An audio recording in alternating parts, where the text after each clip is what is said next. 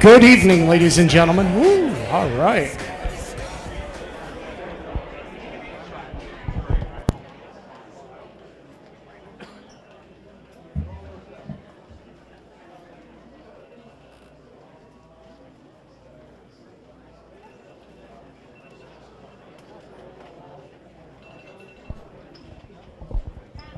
Hi.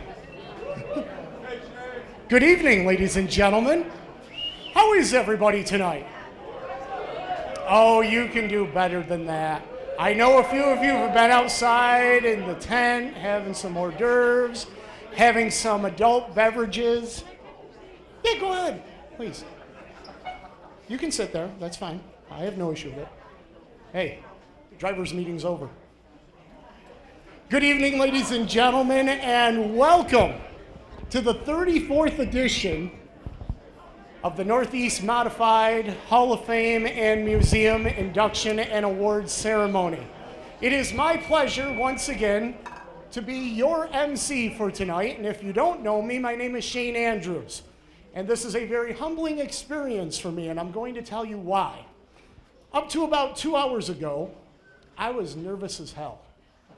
And I don't know why. I've stood in front of rooms of people, I've stood in front of grandstands, packed grandstands, had TV cameras on me, and have talked to thousands and millions of people, I guess, okay? But I was nervous about tonight. And I said to my wife, I said, I'm nervous. And she says, why? I said, because tonight is a very special night for me. You see, I get to be in a room full of people that have something in common with me. And that is the fact that we are passionate and appreciative and supportive of a sport called racing.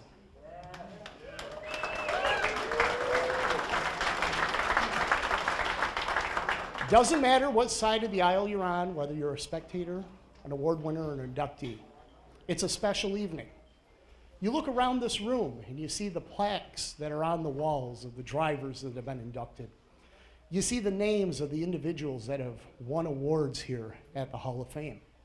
And if it doesn't give you goosebumps, well, maybe you're not human after all, but it does me. Because I'm in a room full of history, and we can't forget history. And tonight we're here to continue to preserve history by awarding very, and I can't say that word enough, dedicated people to the sport that are going to get awards, and we're inducting 3 drivers that are very, very deserving of having their portraits put on the walls of this hallowed grounds. So on behalf of everybody involved with the museum and with the Hall of Fame, it is my pleasure to welcome all of you race fans, family, friends, and media here tonight for our annual celebration. So welcome.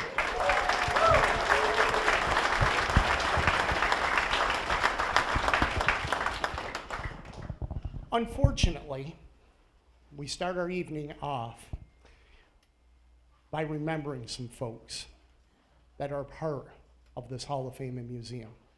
We'd be remiss if we didn't mention them and pay tribute to some very special people that we lost over the past year. I'd like to start off by first recognizing and also remembering our good friend, Jack Spino. Jack was probably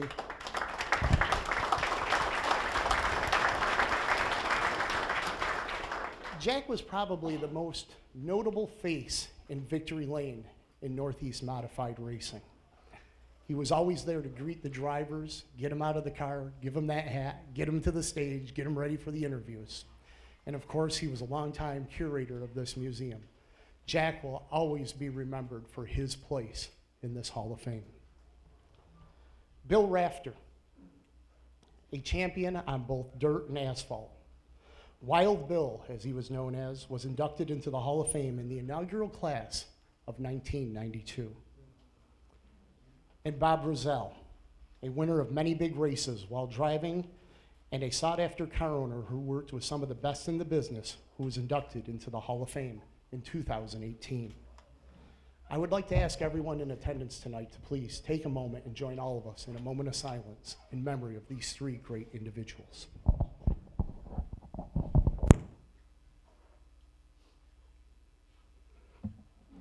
Thank you. And of course, tonight, we want to recognize some great friends that have returned back to the Hall of Fame. It's every year, it's a gathering of friends and family to talk about the memories that were made, to trade stories about what happened on the track, and even those that happened off the track.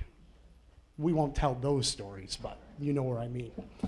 So at this time, I'd like to take this opportunity to recognize some Hall of Fame inductees and award winners that are in attendance here tonight. From the class of 1999, he received the Mechanic of the Mechanic Award, Scott Jeffrey.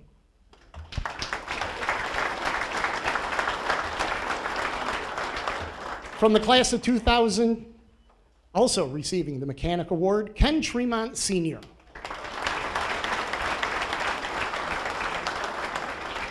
From the class of 2001, the recipient of the Leonard J. Sammons Jr. Outstanding Contributions to Motorsports Award winner, Dick O'Brien. From the class of 2002, the recipient of the Outstanding Women in Racing Award winner, Hertha Beberwick.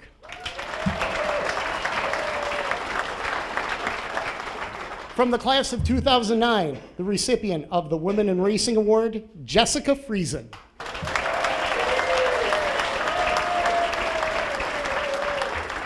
From the class of 2010, the recipient of the Women in Racing Award, Buffy Swanson.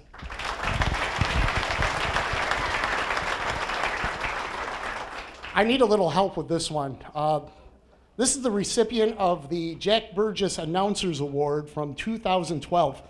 Mr. Logan, can you pronounce that name for me? Shane Andrews. Thank you. Am I done here? Yes, you are. So long for now. Thank you, Doug.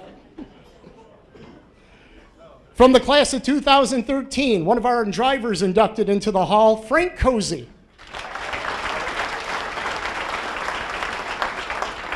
From the class of 2014, the recipient of the Outstanding Woman in Racing Award, Robin Yasinset Gillespie. From the class of 2015, inducted into the Hall of Fame, Gary Ballou. From the class of 2016, inducted into the Hall of Fame, Billy Pouch. The recipient of the Andrew S. Fusco Award for Media Excellence from the class of 2017, Lenny Sammons. From the class of 2018, the recipient of the Outstanding Contributions to Motorsports Award, Gary Spade. Inducted in the class of 2018 into the Hall of Fame, Ken Tremont Jr. From the class of 2019, the recipient of the Andrew S. Fusco Award for Media Excellence, Mel Thomas. From the class of 2022, the Mechanic Award winner, Eric Mack. From the class of 2023, the recipient of the Outstanding Woman in Racing Award, Lori Fallis.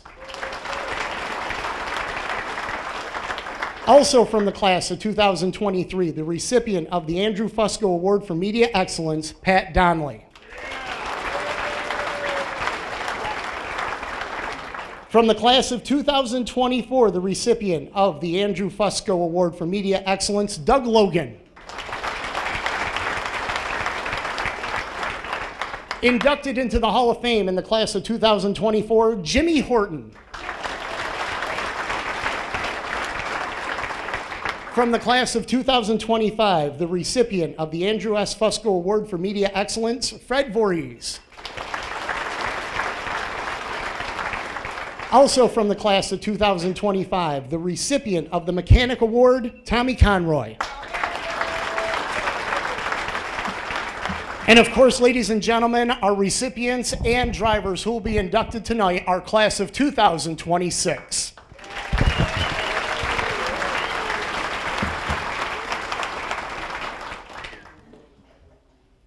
As you are here at the Hall of Fame and Museum, I do want to take a quick impromptu survey.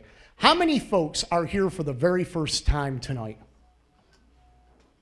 Excellent. Welcome to the family. Thank you for joining us. Now I ask, how many of you folks have been here before? Welcome back to the reunion. Give yourselves a big round of applause for joining us tonight. You know, things here at the Hall of Fame wouldn't be what they are without the help of some really great people. And at this time, I'd like to recognize three individuals in particular. Of course, the owner of Weedsport Speedway and the Hall of Fame and Museum, Al Hankey. The promoter of the Weedsport Speedway, Jimmy Phelps.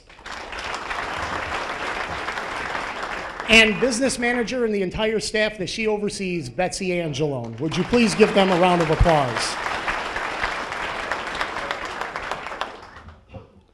Of course, we wouldn't be here tonight without the dedicated work and help behind the scenes of some dedicated individuals that have the undaunting task of every year trying to decide who our award winners should be and what drivers should be inducted. And at this time, I would like to recognize those individuals, not only for their dedication and passion for the sport, but also for the hard work and time that they put in. Of course, our chairperson, Buffy Swanson. Historian and Central New York correspondent and board member, Gary Spade. Our treasurer and Northern correspondent and board member, Gary Rowe. Our Central New York correspondent and board member, Corey Reed. Also serving as a Central New York correspondent, myself, Shane Andrews. Our Southern correspondent, Lenny Sammons. Also representing our Southern correspondent team, Steve Barrick. Our Capital District correspondent, Robin Yasinsak Gillespie. Our Western Pennsylvania and Ohio correspondent, Brian Spade. And our legal counsel, Adam Fusco. I would also like to recognize some folks that are just imperative to the success of the Hall of Fame and all the work that they do here for us. Board members Rich Appleby, Harry Alkema, Pam Forney, Jeff Haddon, and Jamie Moore. Thank you very much. Now, as you came in tonight, thank you very much, Robin, for checking everybody in outside. But as you came in tonight, you'll see that the Northeast Modified Hall of Fame and Museum has some raffles going on, and I want to tell you a little bit about them. First and foremost, they're having a 50-50 tonight. $500 to the winner. Only 100 tickets are going to be sold, so make sure you get a 50-50. They're also raffling off a Bicknell and Troyer chassis. They're $100 a ticket, and there's only 65 spots available, so buy a ticket if you're looking for a new chassis. And also, in honor of our inductees tonight, they also have models and replicas of Tim McCreadie's, Bobby Wilkins, and Mitch Gibbs race cars available for purchase here tonight. And all proceeds do go to the museum and the Hall of Fame. So please support them generously. As you also came in, you'll notice that we have a program here tonight. And this program gets better every year. Not only does it have the biographies of our award winners and our inductees, but it also has a list of all our award winners through the years, and it also has our sponsors in this program. So please, make sure you get a program and thank our sponsors and thank everyone involved with putting together the Hall of Fame program. You can get one, and you want to get it signed. I'm sure Mike Perrotte, Ron Hedger, they brought Sharpies with them. I'm sure they're going to sign things up. Mike just looked at me like, don't even do it. Ron's looking at me, don't even do it. I'll be nice tonight, guys, I promise. So make sure you get yourself a program. Also, here with us tonight, it's been an annual occurrence, and he does a great job. Fred Voorhees is back there in front of the 88 sprint car. Auto Racing Research Associates, okay? He puts together the stats of all the drivers around the Northeast, racetracks, touring series, you name it. If you haven't been on their website, get on it. Fred was a recipient of the Andrew F. Fusco Award last year. He is here with his wife tonight, Karen. Make sure you get over there, get the stats on all the drivers, Bobby Wilkins, Mitch Gibbs, and Tim McCreadie. He has them available. Fred, thank you very much for your retirement project that you are so grateful of doing. We appreciate it very much. So stop over. Fred, put your hand in the air so they can see where you are. All right, he's back there. One of the things that I always do before we get into our award ceremony tonight, ladies and gentlemen, is I do like to take the opportunity to ask our award recipients and our drivers, because I know we've got a bit of an evening ahead of us and everything, and everybody's been partaking in some drinks and everything. Does anybody need to use the restroom? The line, I think, is down now. If you got to go, now's the time to do it, okay? Hot laps are over. We're going into the heat races here, okay? So what do you say, ladies and gentlemen? You ready to meet some award winners here tonight? Our first award of the evening is the Outstanding Women in Racing Award. This award recognizes the dedication, desires, talents, and passion to make our sports thrive in so many ways. This year's recipient is well deserving, not only for her dedication to the sport, but also her passion and commitment to those who are involved in it. To introduce the recipient of the Outstanding Women in Racing Award is someone who can speak firsthand of our recipient's kindness, passion, and talents. Please welcome Jamie Spalding.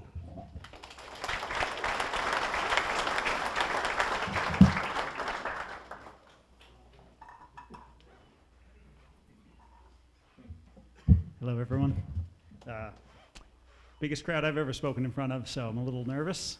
Hopefully I don't get fast time tonight on my speech here. So we've got something prepared. Hopefully I get through it and don't pass out.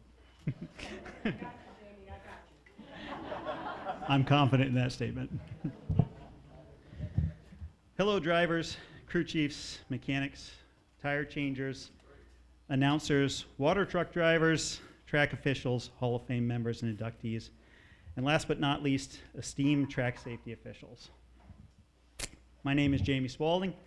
I'm from Chaplin, Connecticut. This is my second time visiting this facility. I never did get to race here, but I did get to come check out the Hall of Fame and the museum before. Tonight, I'll talk about one of the two people in this room that saved my life. And it's my distinct honor to stand before you this evening and introduce this 2026 Outstanding Woman in Racing Award recipient.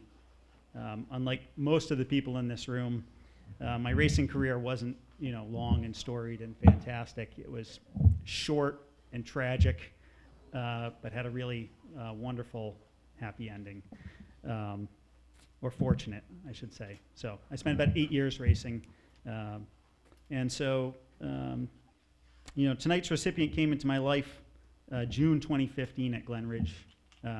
I drove a midget, and that's a fantastic track for midgets. Very fast. So before anybody had a hamburger or some salt potatoes, we were just doing hot laps, and people were basically just settling in. And it was June, so the sun was, bright, and it was a little low in the sky, and it was dusty. It was, hot laps. We haven't got too much water on the track. And I had brand new safety gear, and I was super confident, overconfident, and invincible. And I just got up too high, hit the marbles, and parked the car in the wall, and did a bunch of somersaults. There's a picture of me 8 feet in the air, parallel with the track, facing in the wrong direction. And when I landed, I was okay, and I remember shutting off the ignition switch, and that's the last thing I remember. And then another car made contact with me, and there, I believe Nerf bar came in and hit me in the helmet right over my left eyebrow. And what that did is that twisted my head to the side and compressed it, and the second vertebrae down, the C2, was pretty much shattered. And if anybody here is in the medical field, you'll know that that's a death sentence. And if you're not, it's pretty impressive anyways. But that's what happened, and I would have been, I would have done well to remember that hot laps pay $0, right? That would have been good to stay there. There's the old adage that championships are won in the garage, and that also applies to saving lives. Our recipients spent 43 years in preparation, 35 at that time. It's been 11 years since the accident. I'm 43 years old, so I could just say Terri, because Terri spent my entire life preparing for that moment. I can say that the only thing that got me out of that car and kept me from being paralyzed or dead was flawless execution and grace from on high, because any mistake there would have been deadly. I've been told that I was combative from head trauma and complaining of neck pain. I learned a little bit more from Terri today. Maybe she can share that later about our conversation. I don't remember anything until really the ambulance ride to St. Mary's and then off to Albany Med after that. It was a 45-minute rescue effort. That's a lot of time to stay calm, stay focused, and make sure everybody does everything right. I mean, what's a race, 15, 20 minutes on the track? We have to be focused for 45 minutes without letting anybody screw anything up and hit all your marks is really impressive. Every step had to be done right for it to be successful. No shortcuts.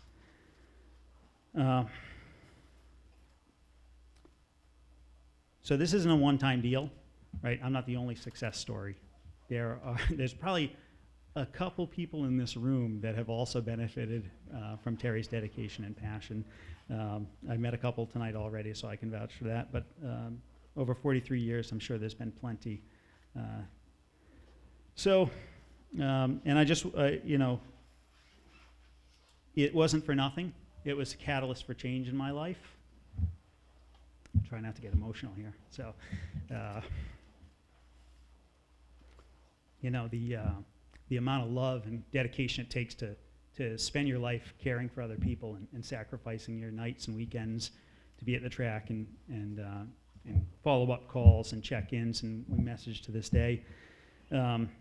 That was an impulse that began, the real change in my life, and I'm so grateful for that. So without further ado, please let me introduce you to this year's Outstanding Woman in Racing, the woman with a 477 cubic inch heart, Terri Mohrman.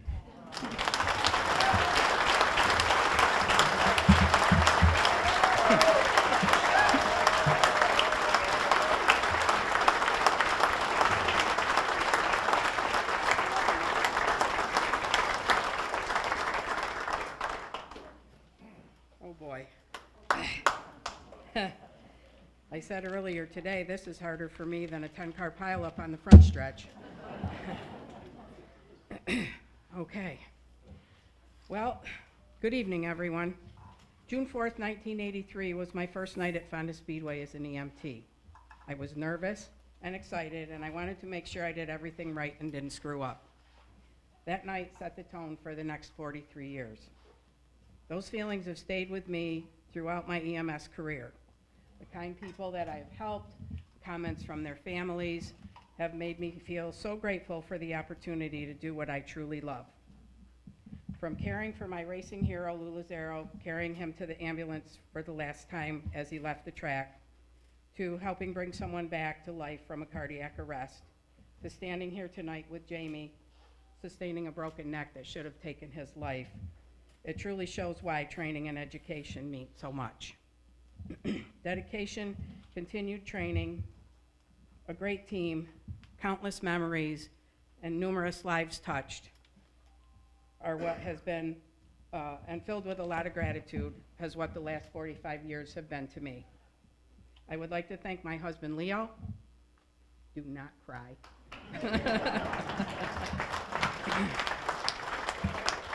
I would like to thank all those who have worked alongside me, promoters, officials, and safety team members over the years. A special shout out now to my teal suit safety team, who work so very hard to raise the bar when it comes to racetrack safety. And also my amazing racing family and friends. I would be nothing without them. I am so grateful this evening for everyone that has made this such a meaningful moment in my life. I greatly appreciate it. Thank you all for being here. Congratulations to everyone that we are celebrating on this special evening. Be safe and God bless. Thank you.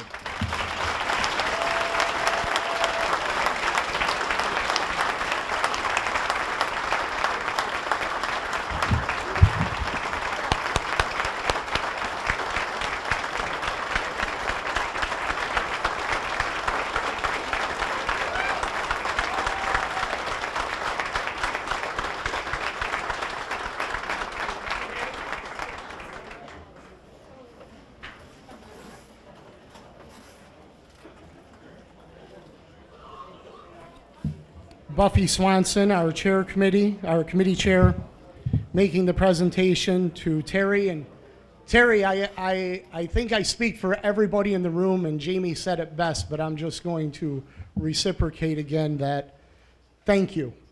Thank you to the unsung heroes, the people we want at the racetrack but never have to use or see. You have a heart of gold. Everybody that is an EMT, a tow truck driver, or anybody on a safety crew, we couldn't do this without you.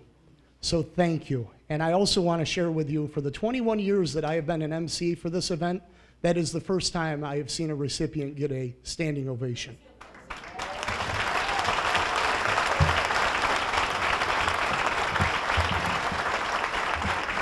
Well deserved. Andy, how you doing, buddy? You're missed. Andy's portrait is on the wall. He was an integral part of this Hall of Fame from its inception on, working with Doug Logan on This Week on Dirt, the Rush Hour series, you name it, Andy was involved. Andy embodied our next award, which is the Andrew S. Fusco Award for Media Excellence.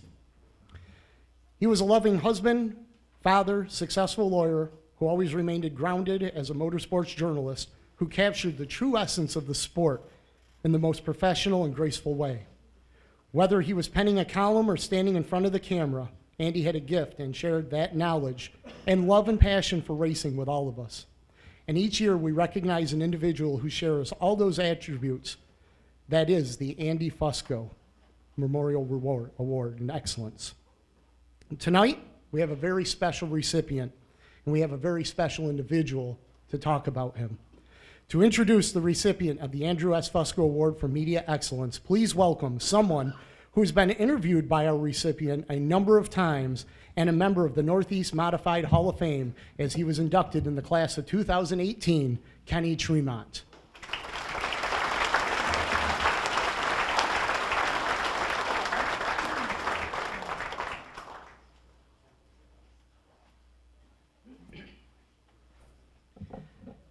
How's everybody doing? Hopefully good, right? So tonight I have the honor of presenting the Andrew S. Fusco Award for Media Excellence to my good friend Ron Hedger. And I'm not gonna lie to you, I went to Google and AI to figure out, what would be a good way to approach this. And one of the things they talked about was, did the person earn the right to win this award? And in this case, above and beyond, he definitely earned the right to win this award. And I know Buffy had sent an email saying, they already kind of know what he did, so don't spend a lot of time. But I think in this case, probably wouldn't be a bad idea to run through this, what Ron has done with probably his whole adult life and even actually into his childhood. So started racing in the 1950s with his dad and his brothers and his sister, which he just told me also was a part of the racing. She was a photographer at Shangri-La too. I didn't know that till tonight. Ron was a teacher, taught shop class at Lansingburg High in Troy, New York. Was a writer for National Speed Sport News, over 48 years, I read, with Chris Economaki being his boss. Wrote articles for Stock Car Racing Magazine, Open Wheel Magazine, Illustrated Speedway News, and the local papers in our area, in the Capital District. Member of the EMPA, which is Eastern Motorsports Press Association. Member of the Board of Directors, past president, member since the beginning of its inception, I believe 1969 in February. Received 3 Writer of the Year awards from EMPA, and also was a Hall of Fame member with EMPA. Also a member of the New York State Stock Car Association, where he chaired the Hall of Fame committee, all right, and is a member of the Saratoga Auto Museum, where he heads up the Lost Speedways program and also helps out with the antique auto auction. So to say that this guy definitely deserves this award is an understatement. Ron's basically given his whole life to auto racing. So where I ran across Ron first was in 1979. I was a senior at Averill Park High, and we went to a Votech, they used to call it BOCES, where we used to learn how to fix cars. And they had this contest called the Plymouth Troubleshooting Contest. And we ended up, myself and a buddy from our class went to the Albany Education Building to take a written test to see if we would pass to be able to go to the States to do this Plymouth Troubleshooting Contest.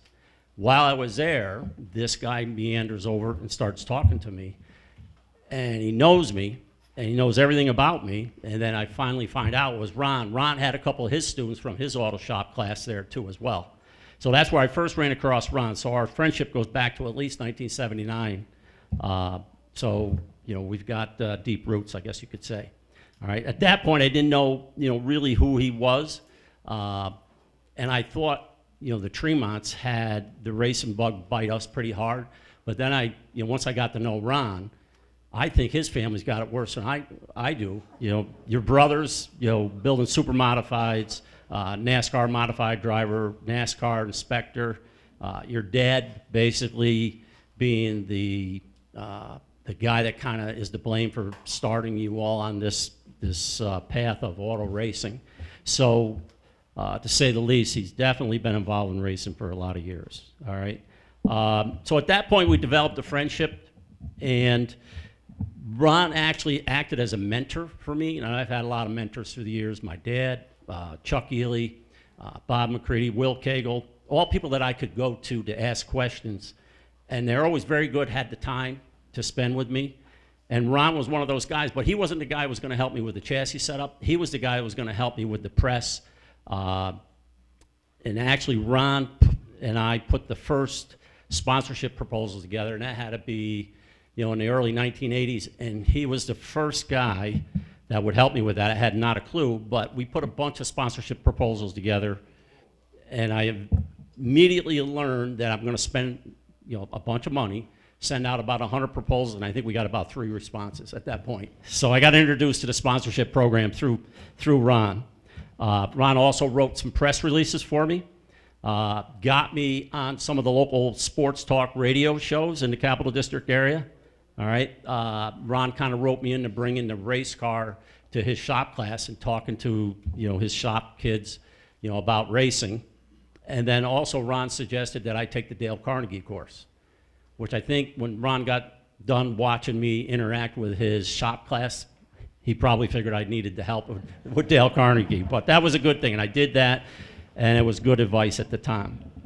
If you ever get a chance to talk to Ron, he's got some great stories through the years. One of them, of course, he knew Chris Economaki from National Speed Sport News, and the one story that Ron likes to tell is he's related to Brad Nosfinger, right? And that was Ascot, all right, California, and they're down in the corner and they're watching the sprint cars pitching in there, really sideways, just about to the point where they're going to spin out, and they don't, and they go through the corner and they get back to the other end and do the same thing.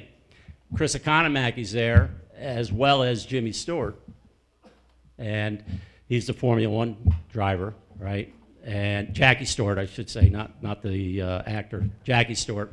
And so he's there, and Chris looks at Jackie and he says, "Geez, you think you'd like to give that a try?" "Oh, no," he says, I forgot my helmet. And Chris says, "Well, I think we can muster up a helmet. There's probably a guy around here with an extra helmet." "Oh, geez, Chris," he says, "I forgot my fire suit." He says, "Well, I think we can also find a fire suit." "Geez, Chris," he says, "I also forgot me balls." But Ron's got some great stories about racing, and he's told me a lot of them. You know, another one, classic CD Koval, early 1980s, late 1970s. CD gets in a mix-up, tears the right front shock tower off. So CD comes in and uses the old chain to chain the axle to the bottom of the frame so he can go back out and make laps.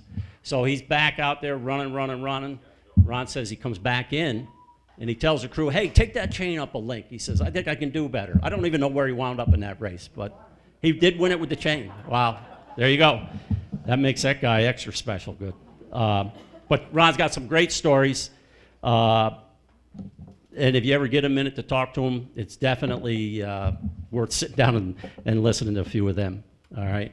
But Ron's helped me in many different ways, you know, not only with trying to deal with racing, but the press side, trying to present a positive image, a professional image.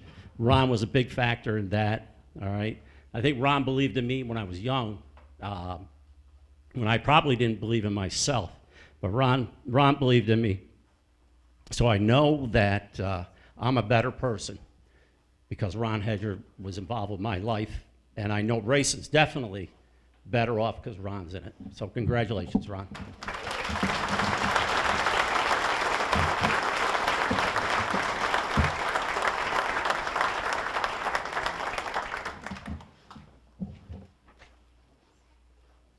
Ladies and gentlemen, would you please welcome the recipient of the Andrew S. Fusco Award for Media Excellence, Ron Hedger.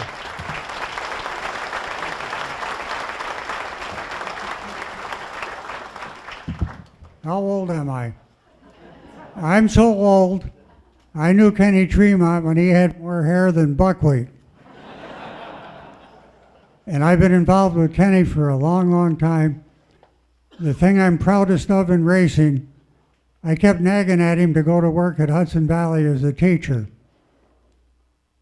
He turned out to be a great teacher, and one thing all of us can appreciate, he's almost old enough to retire, and he's going to have a retirement that he wouldn't have had working in a garage. So that's one of the proudest things I've done in my life. We were on the way here. My wife said to me, you know, your brother Randy started all this, and she's right. He came off the fourth turn at Oswego flat out, and my buddy Wes Moody's back here. We call him Slugger. But Wes was sitting there backwards. Randy went up over his hood, went up to the crossbar on the light pole, came straight down and broke his back. And after we got him sorted out, I wrote a column on safety. I sent that to Chris Economaki. He didn't know me from a bag of apples, but he read the column, changed the name of it. I've been there almost 50 years since then. Chris was a piece of work. I'm being polite. But if you went somewhere with Chris, his face was his credential. I was wandering around Watkins Glen on vacation, going through the infield. I ran into Chris. How come you're not in the garage getting a story? I said, well, I didn't ask for credentials. Well, to hell with that. He took me over to the booth where the credentials were, said to the lady, this man needs a credential and he needs it right now. Now, if anybody else went up there, they'd tell him to get the hell out of here. But that was the power that Chris had. He was a great guy. In 50 years, they only took one paragraph out of my stories. Rick had a race at Fonda for blind guys. They had a sighted driver telling the blind guy, let off the gas, step on the brake, step on the gas, turn left. These guys got whipping pretty good. If you know me, I interview everybody. I talk to the whole field. The one guy says, you got to look at my eye. Takes his glasses off. He had a Harley Davidson tattoo on his eyeball. I put that in the story. Speedsport couldn't handle that. They cut that. Another person was a great influence for me, Dick Berggren. Years ago, I represented him here when he was inducted. He couldn't be here. But I sent him a letter. I got a nice story about C.J. Richards. Can you use it? So I got a nice polite form letter back. No thanks, we got too much material already. So I sent it anyway. I'm kind of hard-headed. He read the story, called me up, said you can write anything you want from now on, don't even ask for approval.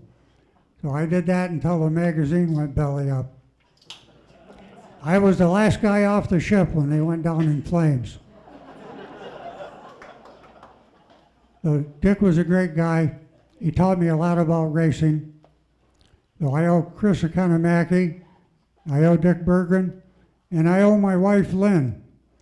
She was at home when I was off at the races all the time, raised two wonderful daughters. But what she really did that bailed me out, I didn't have a good magazine photographer. Mike Ediscavage moved, a couple other guys moved. She got a camera, learned how to shoot pictures, and for a couple of years she did my magazine photos. Until Dave D'Alessandro came along, she breathed a big sigh of relief it was over. But I almost got her arrested. We were doing a car feature down to Hyde Park. We need a good place to shoot pictures. So I said to Jimmy Royce, the car owner, how about the Vanderbilt Mansion? Oh, that's a wonderful idea. Put the car on the roll-off, we went over. He put it in the parking lot or in the driveway. I said to Lynn, you better start shooting. Do it quick. Why? I said, well, about 5 minutes, the cops are going to be here. I lied to her. It was 6 minutes. The guy came in, gave me a dose. I can usually talk to people, and I kept him busy. She got the pictures. We loaded up, and we were out of there. A couple of promoters had a big influence on my career. One was C.J. Richards, who had a fit when I wrote a column. I went home early because the race was shitty. He met me at the pit gate with a newspaper in his hand. I said, well, tell me what's wrong and I'll write a retraction. Was it dusty? Oh, God, you couldn't see the backstretch. Was it rough? Oh, it was like a plowed field. Did it last too long? I wanted to go home myself. Come on in. So after that, we were great buddies. But he taught me the secret to being a promoter. One night there's a guy spun out twice right in front of the leader. If you don't know CJ, you won't appreciate this, but he's going, that son of a bitch is trying to screw up my race. Well, I said to him, do you really think he wants to spin out in front of all these people and the leaders are coming at him wide open? He's ranting and raving. I finally said, Chuck, what the hell's the matter with you tonight? Well, you know, it was a hot day. I came back from lunch. There's a bottle of black velvet on my desk. So I put it in the slushy machine, and I've been doing black velvet slushies all afternoon on the grader. So that's why he was a little out of kilter. The other guy I learned a lot from was Glenn Donnelly, who had a lot to do with all this track, Hall of Fame, the whole deal. But when I did the stock car mag story on Syracuse, Sunday morning I'd go up in the tower and talk with Glenn. For my magazine story, I always wanted a bunch of quotes. So I'd be asking him this or that. All of a sudden, hang on a minute. Joe, what the hell are you doing down here in the pits? God damn it, you parked the car in the truck in the middle of the pits and you're screwing up the traffic flow. Get that guy the hell out of here. Then he'd turn around and go right back to perfectly calm, do all my answers I needed. Years and years later, we were at the Hall of Fame for the Niska group. They were giving out other awards, so Glenn and I sat bullshitting over in the corner. Finally, he says to me, you know, you wrote a lot of stuff I didn't like, but you were always correct on what you said, and you quoted me exactly the way I said it. Now, there's a lot of writers that don't do that. So that's a good way to remember how you should do things. And one last story. One night at Malta, a guy came flying in with a brand new car. I didn't know who it was, so I went down to find out. Turns out he never raced before. Beautiful car. He says, I'm realistic. I know racing is hard. I figure it'll be 3 or 4 or 5 weeks before I can beat Jack Johnson and C.D. Colville. End of 5 weeks, the guy was gone, never to be seen again. But he was right about one thing. Racing's hard. It's hard for the mechanics, the drivers, the owners, promoters, track officials, people like Terri that make rescues. One minute she's standing there, the next minute they're wide open. Kind of like racers. Racing's hard. The people that are here tonight, everybody knows that. But they got beyond where that guy was. It got hard and they stayed with it. That's why they're all a bunch of winners. The only guy I'm not sure about is Shane Andrews. He makes announcing look easy.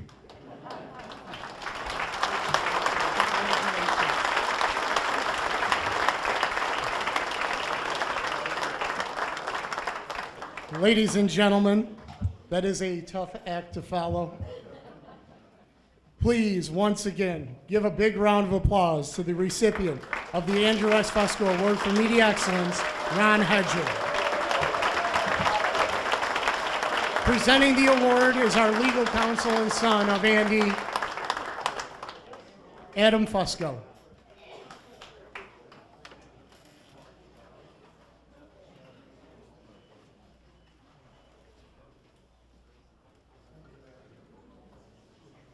Ron Hedger, ladies and gentlemen.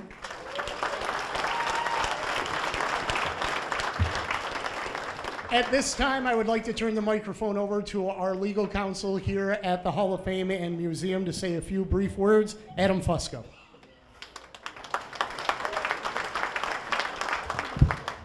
Thank you, Shane. So I think I'm counsel to the Hall of Fame by heredity only, right?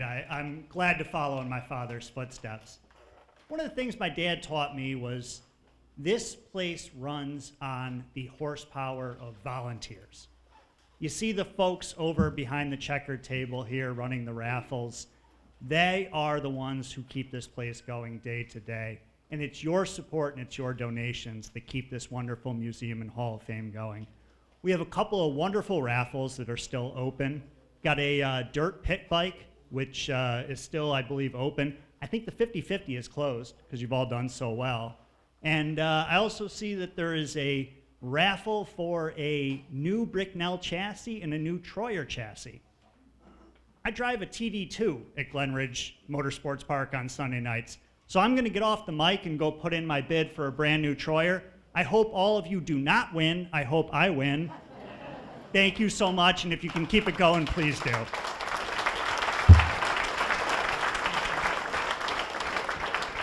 Thank you, Adam. You know, as an announcer, sometimes up in the booth, things happen quickly, you know, things are going on and everything, and sometimes you got to wear a different hat. Wes Moody gave me this hat, and I wanted to wear it tonight. On the front, it says Mike Who, and if you lift up the bill, it says Perrotte.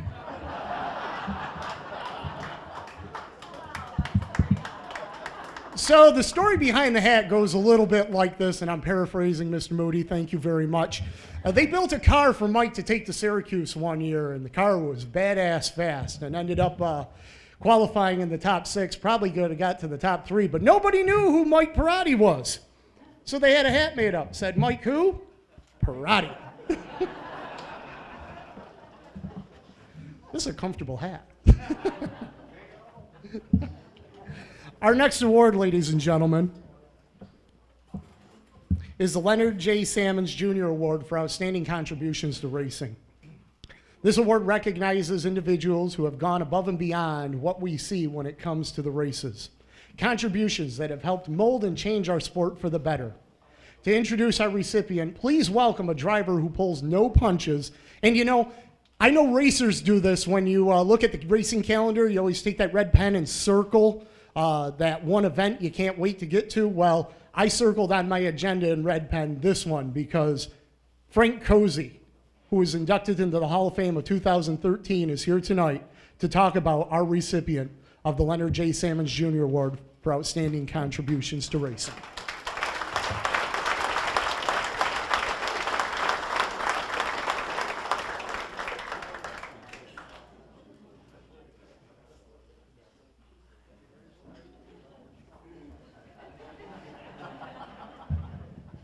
My buddy Mike.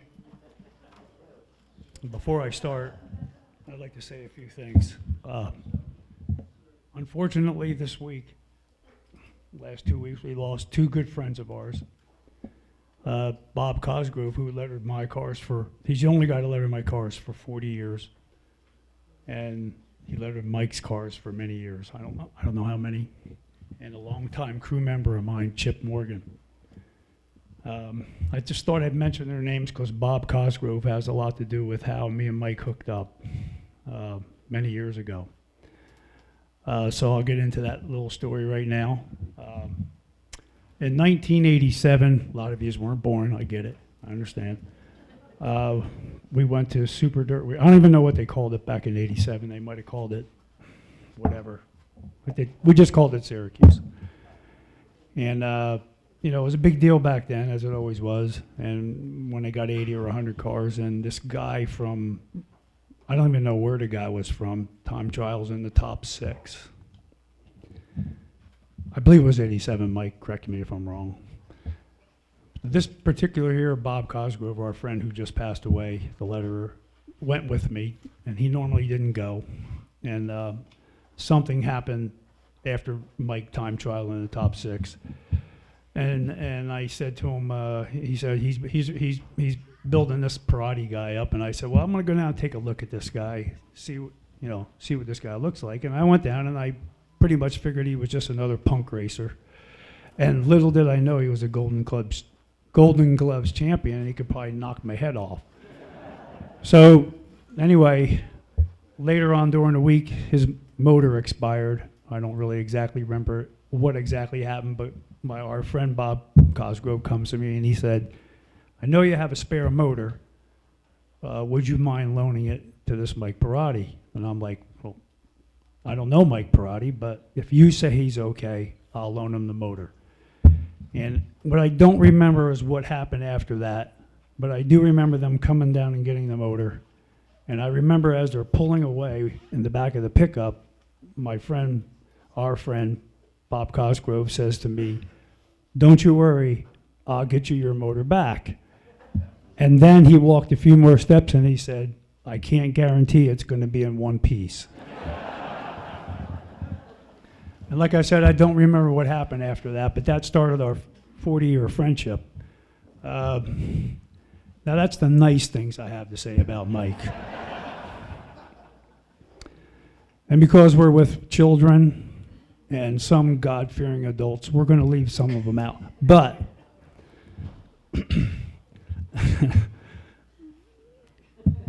he asked me, so back in the day, you could race 100 races a year.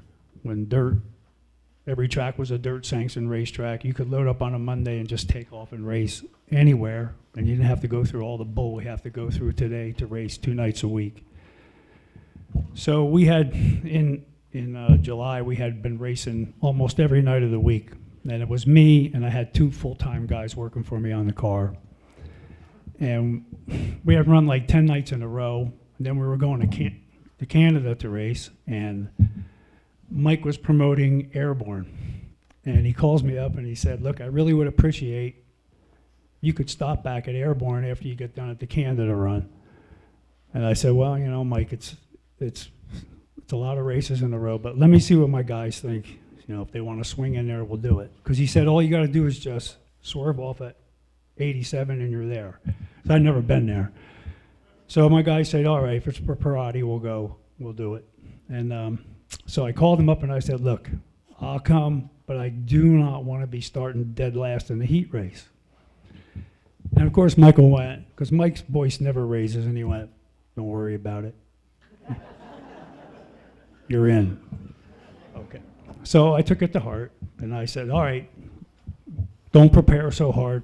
We don't need heat race tires. We just need to have feature tires. Everything's going to be good. So we get there, and I was bone tired. I was in the trailer. I fell asleep. And one of my guys went up to see where we were starting. Now, before the night even started, Mike came over, and we're having a soda, and we're, old buddies slapping backs, and everything's good. And he went, "Don't worry. You're taken care of." I said, okay. So I fall asleep in the trailer, and my guy comes down after he went up to see where we started, and he goes, "Look, you'll be on the pole if he reverses the field." So I said, "That SOB." So I go looking for him. Of course, he's hiding. I don't know where he is. In the concession stand, in the bathroom. I can't find him. But to his credit, I don't even know what happened that night, but I know a couple days later he calls me and he says, "Frankie, I fired that guy, but what I found out was he moved him from one position to the other. So he didn't really fire him." And I know that. He don't know I know it. So I figured, I'll get even with him down the road. And he said, "I owe you one." And what he meant was he was going to give it to me again. But a couple years later, we're at a series race at Orange County. And we legitimately picked first and second in the heat. So he starts alongside of me. And we're parked next to each other. And I said, "Perrotte," I said, $20 says I'm going to beat you down the first turn. He said, now, to get him to bet $20 is it's a tough pull. But he says, all right, I'll make that bet. So we're going down the backstretch. We don't even take off yet. And at Orange County, you pull out on the second turn, and then you take off right away at the home stretch. There's no driving around and all that stuff. So we're halfway down the backstretch, and all of a sudden, that son of a gun just takes off. Beats me in the first turn by a half a straightaway, because I don't even have my shield down. So, of course, they call it back. And I pull up alongside of him, and I went, not going to work. So anyway, I end up winning the heat race. He finishes second. So he come in, and I went over to him, and I said, "Where's my $20?" And he goes, "The rules didn't say that it had to be a good start."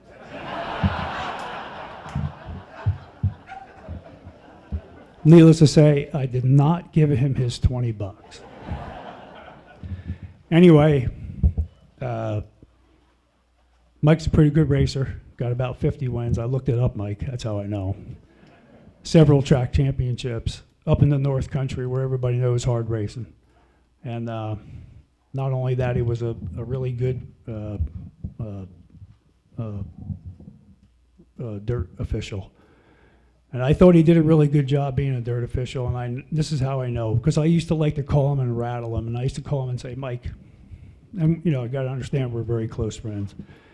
And I used to say to him, "Hey man, the next series race, I only got a 530-inch motor. Do you think I can get away with it?" And he'd say to me, "Well, you can bring it, but if I catch it, I'm going to slam on you as hard as I can." And he meant it, and everybody knows him. Doesn't change his voice when he talks, and I knew he was up and up. We were very good friends. We spend every Thanksgiving in Florida together. We have a good time, and we very seldom get into racing discussions, and that makes our friendship even that much better. He's well deserved to get this award. He's done a lot of things in racing. People don't realize how hard racing really is and how hard being an official is. And no better guy could have got the Leonard J. Sammons Award than my buddy, Mike Perrotte.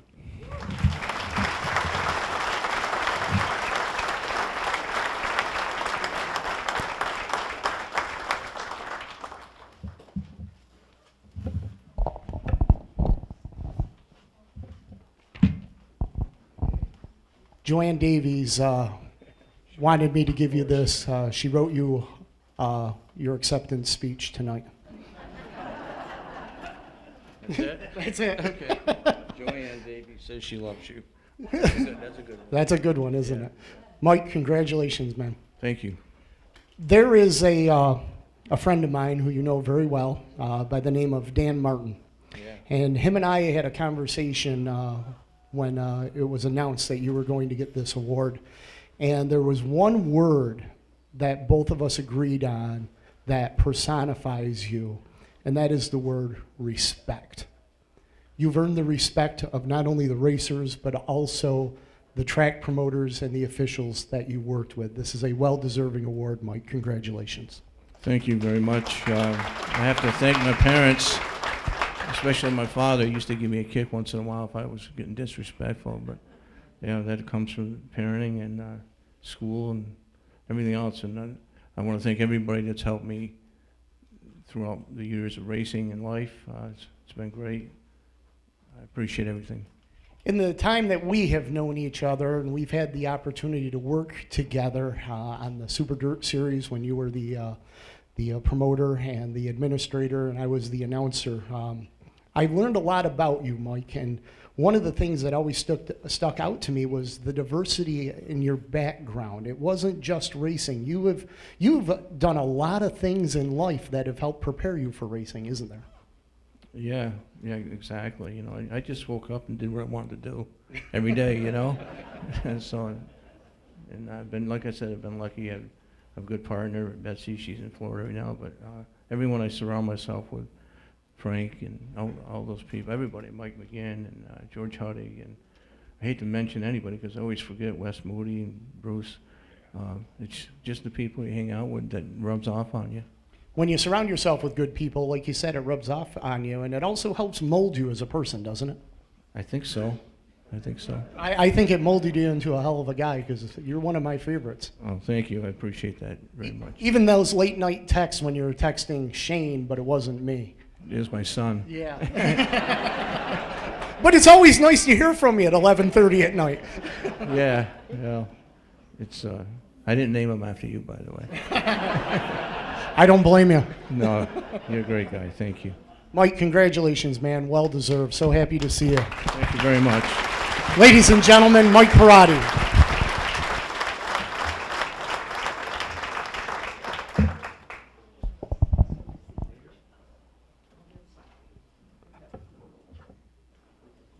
Len Sammons from Auto Racing News presenting the award, as this is the award named after his father, Leonard J. Sammons Jr., the award for outstanding contributions to racing, and our award recipient once again, Mike Perrotte.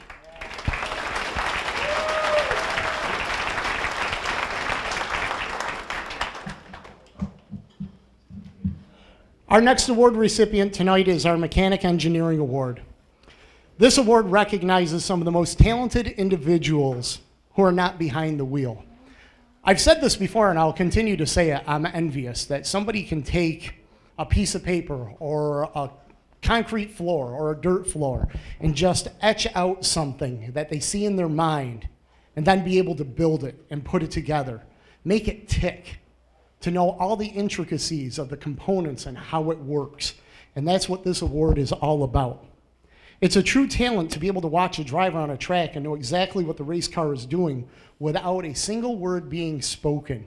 And that's what the mechanics, the crew chiefs, and the engineers do. The ability to make someone go that much faster by just making the slightest of changes. To introduce our recipient of the Mechanic Engineering Award is someone who can speak firsthand of the talents of our award recipient. Please welcome Rich Pratt Sr.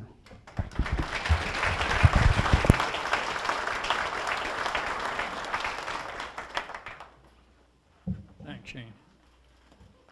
I'm honored to be a small part of the presentation to John Sign. When I first teamed up with John, it was Super Dirt Week 2004.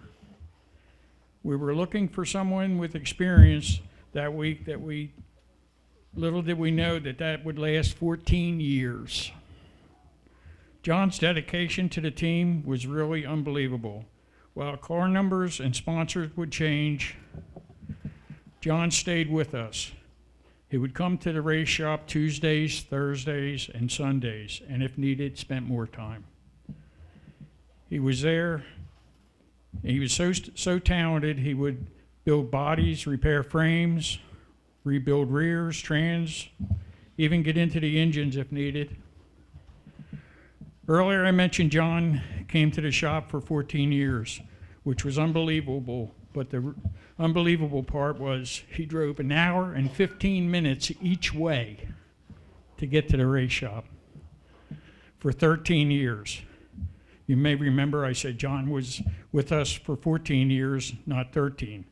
That's because the 14th year, we raced with a team that had their own shop, which was another 30 minutes further, which meant he spent an hour and 45 minutes each way coming to the race shop and home. At the end of the 14th year, John made the hard decision to work closer to home. That was 2018. To this day, John is one of my closest friends. We talk often and meet up a few times a year for dinner. John once told me, "You're only as good as your word," something he lives by. I'd like to thank him for all he did for us, his wife Kathy for her support, and the Hall of Fame for honoring him. Thank you.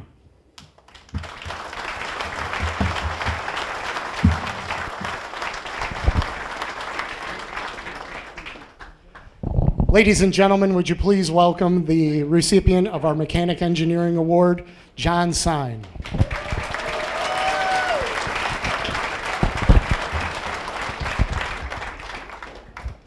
You know, Fred Voorhees back there keeps a lot of stats and everything on a lot of people and drivers and everything, but he gave me an interesting stat tonight that I want to share.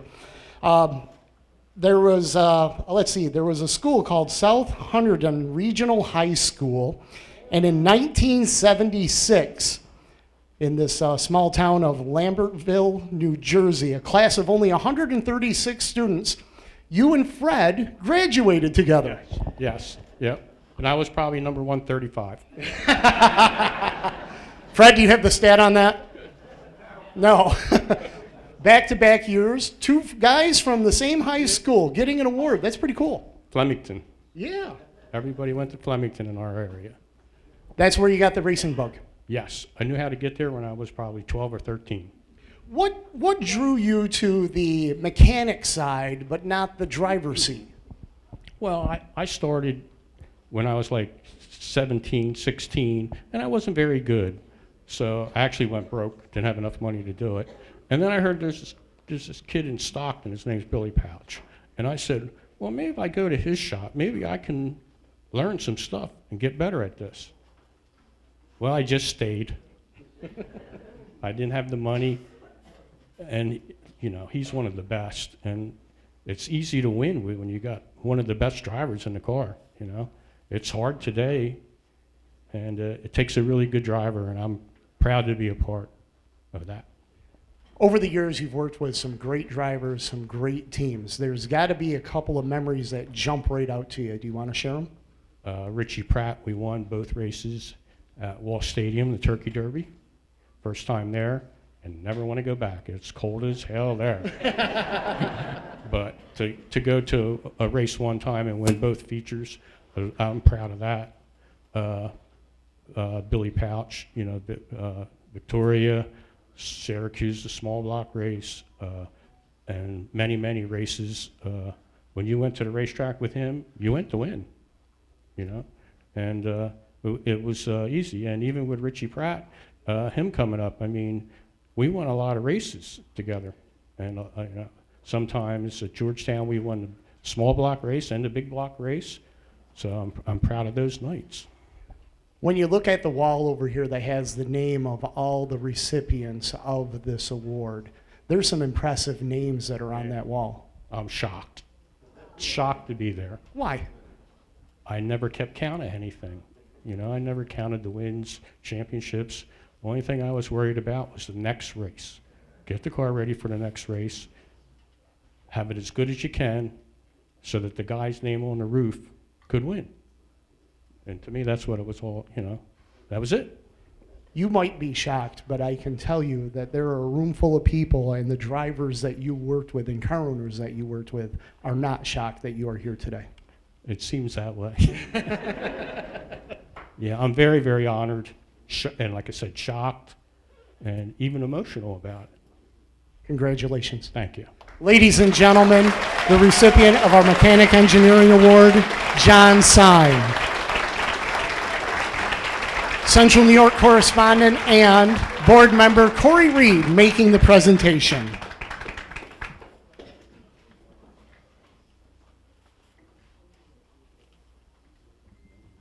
Once again, ladies and gentlemen, a round of applause for John Sine.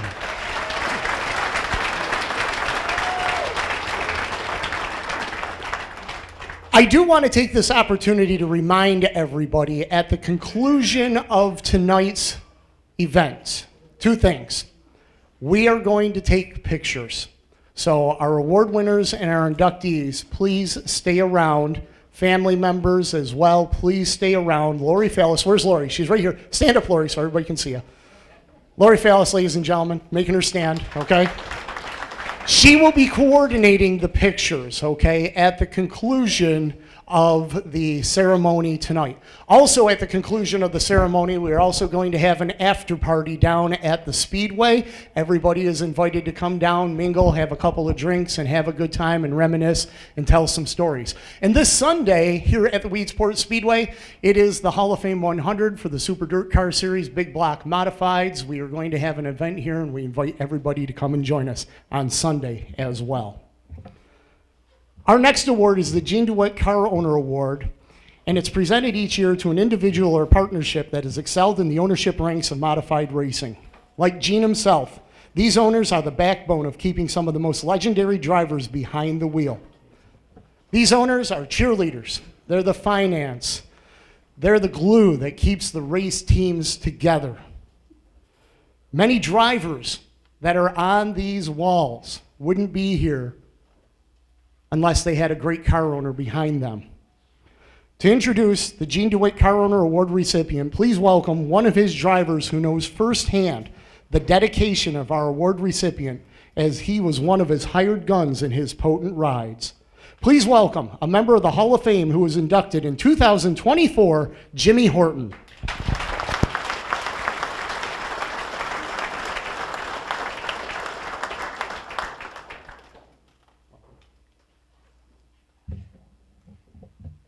Okay, Chris, I know this is a joke, right? You didn't really want me.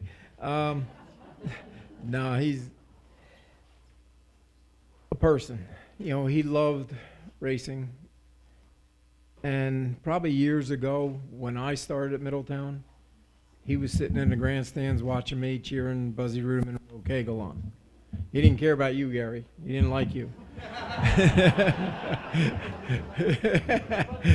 But that's where he started. That's where his passion came.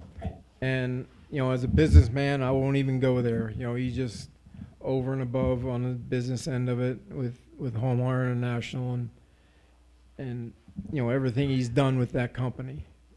And the school get back to racing. You know, he wanted to have a race car. Him and his son Colin, you know, they wanted racing. What I was told, he drove by somebody's shop that had the garage door open, and he stopped in and wanted to buy the guy some tires to run Middletown.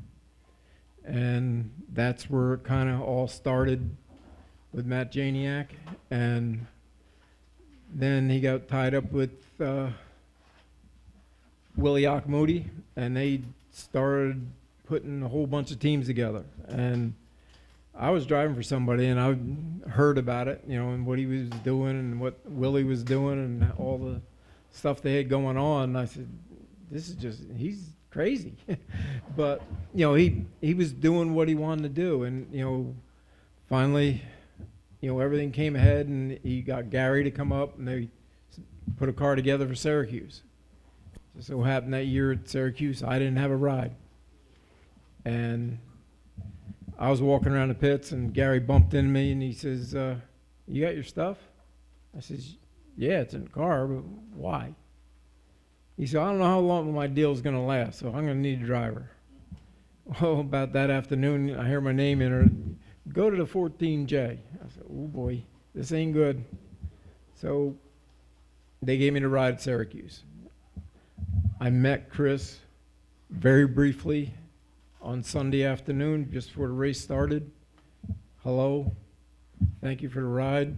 And just like he is, he's a ghost. You know, he'll just poof, disappear.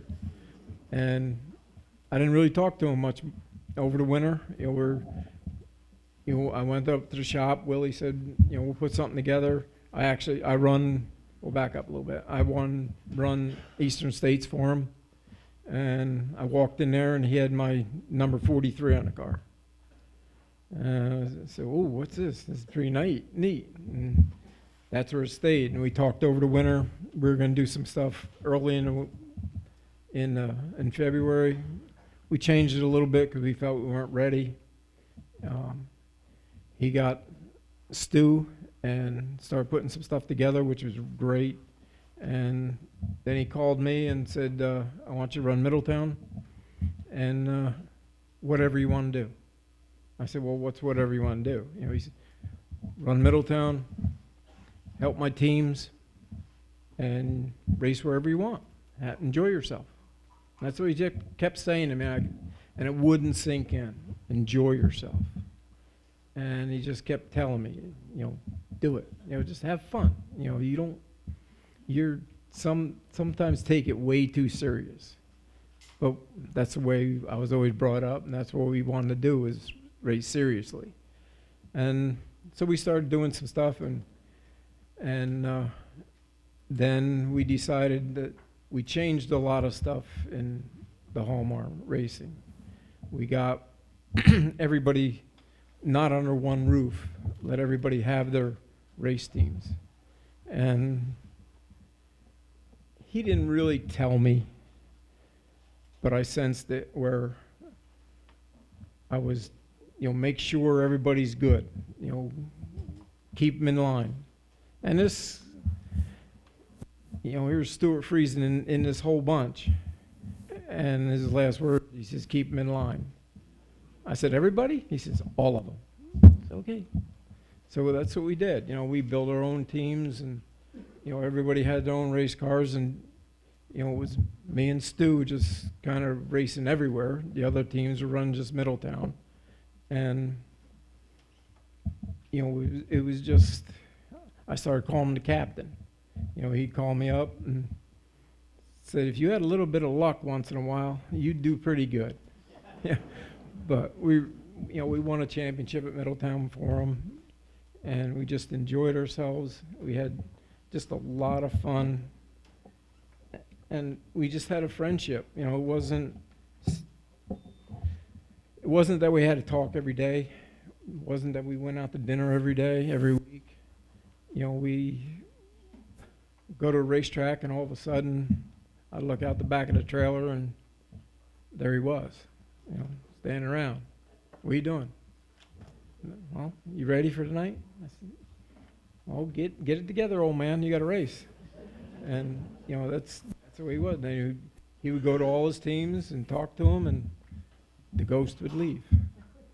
But, he was just that way. And he was, as far as family, he loves hockey. He has horses, race cars. My two sons and him kind of battle a little bit because they're Flyer fans, and he's big time, Devils? Jersey Devils. He'd invite us up, and we'd go to a game every once in a while, just to enjoy ourselves. And, he wouldn't, there was no pressure. He wanted to win, and whatever it took to win. There was nights, we'd run good, and he'd come up to me and, what do we need? What do we need to get better? And all I'd tell him was lady luck. And he said, I can't help you there. Sorry, bud. But as far as anything we needed, as far as racing, and even through the pits, it wasn't just the Hallmark team or anybody. If somebody needed something, Chris would tell me and say, see if you can help that guy out. See what he needs. And I would talk to Chris, and he'd say, okay, go ahead and do it. And we'd help him out. It's just behind the scenes that nobody saw of Chris Larson, how much he helped racing. He wanted to make Middletown bring it back. And he tried, and I just wish I was smart enough to be able to help him do that. But I was too much of a racer to help him do that. You know, it would always, the races would come to me. I wanted to go racing, not be a promoter or help him do things like that. I would suggest things, and we'd do it, you know, and go from there. But you know, and then when he did start the truck team, you know, it was a big bite, you know, and you know, I told him, be prepared. You gotta stick to it and gotta get the right people. And it took a while to get the right people, you know, and I'm just glad that Stu and all that part of Hallmar stayed with him and pushed him and proved to him that the people we needed got there. And he was just determined to make champions at all of us. You know, whether we were before or were, you know, he would just say to me, he says, you know, all the time, he just kept saying, just have fun. You take racing way too serious. But that's the way he taught me. Got to take it serious. And that's what he does in racing. And I just want to thank him for that. And I want to thank him for, you know, being that much of a family. I know he calls and texts my son Hunter all the time and beats him up. And they have a good time together. And like I said, when we went to the hockey games, my sons would come with flyers and he'd be wanting to throw them out of the room. And, you know, they would just have a good time. You know, that's all. There was never, probably the 9 years that we raced together, there was never a harsh word between the two of us. You know, it was just, I don't even think he complained about other teams that we had. You know, he would suggest that I maybe talk to somebody about this or see what's going on there, and we would fix it, you know, and be over with. It was just like he knows how to put the right people in the right spots. You know, he didn't build a multi-million-dollar company for not putting the people in the right spot. And, you know, that's what I want to thank him, and we all appreciate him in racing, and he just built, you know, just an empire, I feel, in dirt racing. There's two owners I drove for, one for 15 years and one for him for 9, and both of them are now here. So I just want to thank him very much, and hope he enjoys it.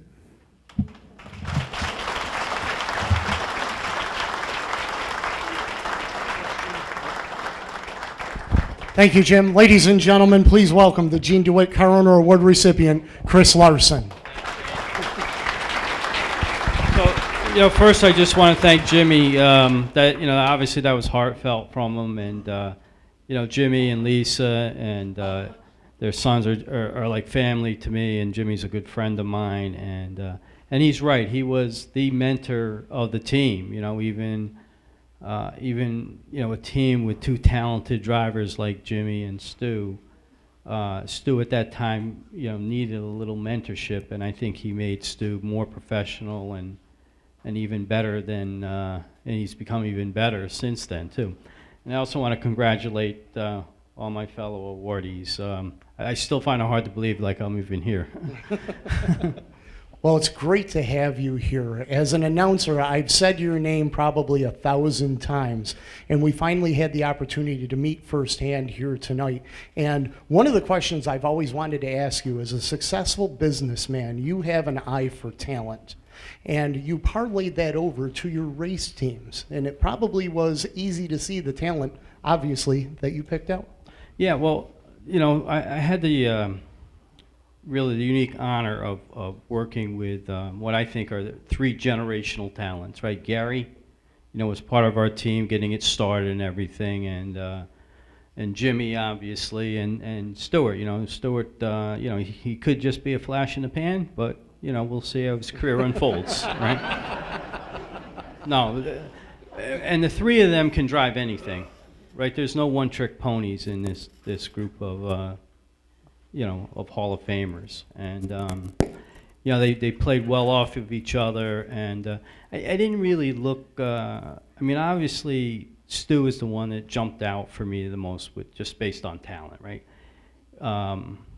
Jimmy too, right? Jimmy's very talented with a different stage of his career, but I look more for the character, the person. I want to work with people I want to work with, right? I'm not driven that I have to win. I want to win. Like me and Stu are just dogs on a bone. Like we win and then we're like, all right, what are we doing tomorrow? We got to win, So, but.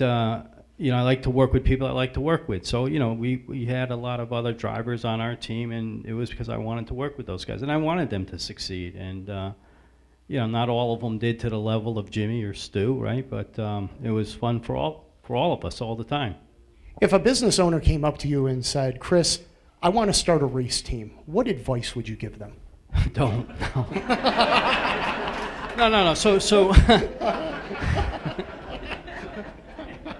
No, so first of all, I think the advice I would say is that work with people you want to work with, right? And it's hard to win.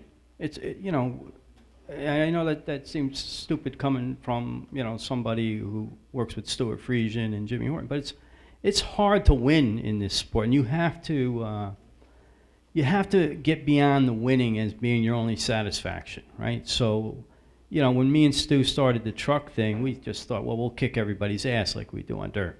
Well, it's taken us a long time to say, maybe we should be satisfied with just getting better, and we started to find ways that, racing has become more satisfying for both of us, because like I said, we're both just alpha males, and we think we should win in everything, and we've learned a hard lesson with NASCAR, right? But we've learned how important our families are. I'm very close with Stuart's family and Jimmy's family, and there's just a lot more than just going around the track, right? And like Jimmy said, you have to have some fun to do this. You know what I mean? It's a hard deal. The economics stink, right? It's not a business that you make any money at, that's for sure. So you have to like it, and you have to have fun to like it. So. That's what I would suggest to anybody that wants to start this. The community's amazing, right? I can tell you that. Like, the whole race community is just, it's just people you want to work with. You know what I mean? It's, fans are fans, right? I can tell you that. But at the end of the day, they're all great. And the people we work with, the team we work with, Stu's team and the team, with Jimmy and everybody else had, everybody was great to work with, and it's just a supportive community for what you do, and you really can't do anything better than that in life. Let it not be lost that we can't be a community and we can't enjoy what we do without individuals like yourself who step up and are car owners to provide the drivers with the opportunity to entertain all of us. Yeah, well, listen, they do all the work. Let's face facts, you know what I mean? But yeah, they need to be supported, right? It's an ecosystem, right? You need the mechanics, you need the car owners, you need the fans, you need the promoters, you need everybody to make the whole ecosystem work. And I'm not really sure anybody's more important than the other, and it just takes everybody, and I think once you're comfortable just being part of the ecosystem and not having to be the guy on top or anything like that, it makes everything work. Chris, congratulations. Thanks for coming out tonight. Well deserved. Thank you. Thank you, everybody. Ladies and gentlemen, the winner of the Gene DeWitt Car Owner Award, Chris Larson. Carrie Spade, our correspondent and board member, to present the Gene DeWitt Car Owner Award. And one more round of applause, ladies and gentlemen, to Chris Larson.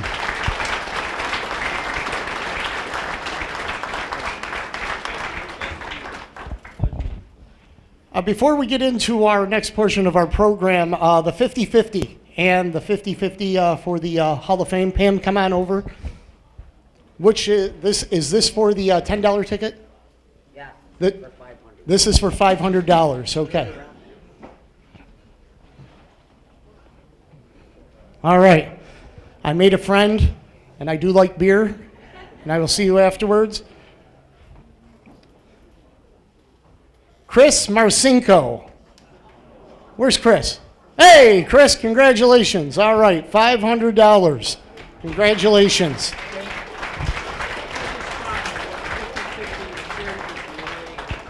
Chris's father sold 50-50? Oh, he won 50-50 at Syracuse in the 80s. Wow, Chris, congratulations. All right, and we have one more, right? This is the small color ticket for $335. I'm going to give you this one. Yeah, you need that, okay? Chris is going to want that. The money. Yeah, you want me to reach in here again? Okay. All right, it's a blue ticket. Blue ticket, 1294897. 1294897, blue ticket. 1294897. I'm going to hand that back to you, Pam. I've made 2 new friends tonight. Well, ladies and gentlemen, we are now moving into our program. Hey, all right. Of our driver introductions.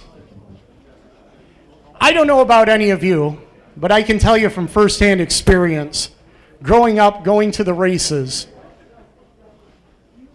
that watching these drivers do what they do on the track is awe-inspiring. Ordinary men doing extraordinary things with a race car. I'll tell you what. When you look around this room, everybody in here has a hero. And our heroes are enshrined on these walls.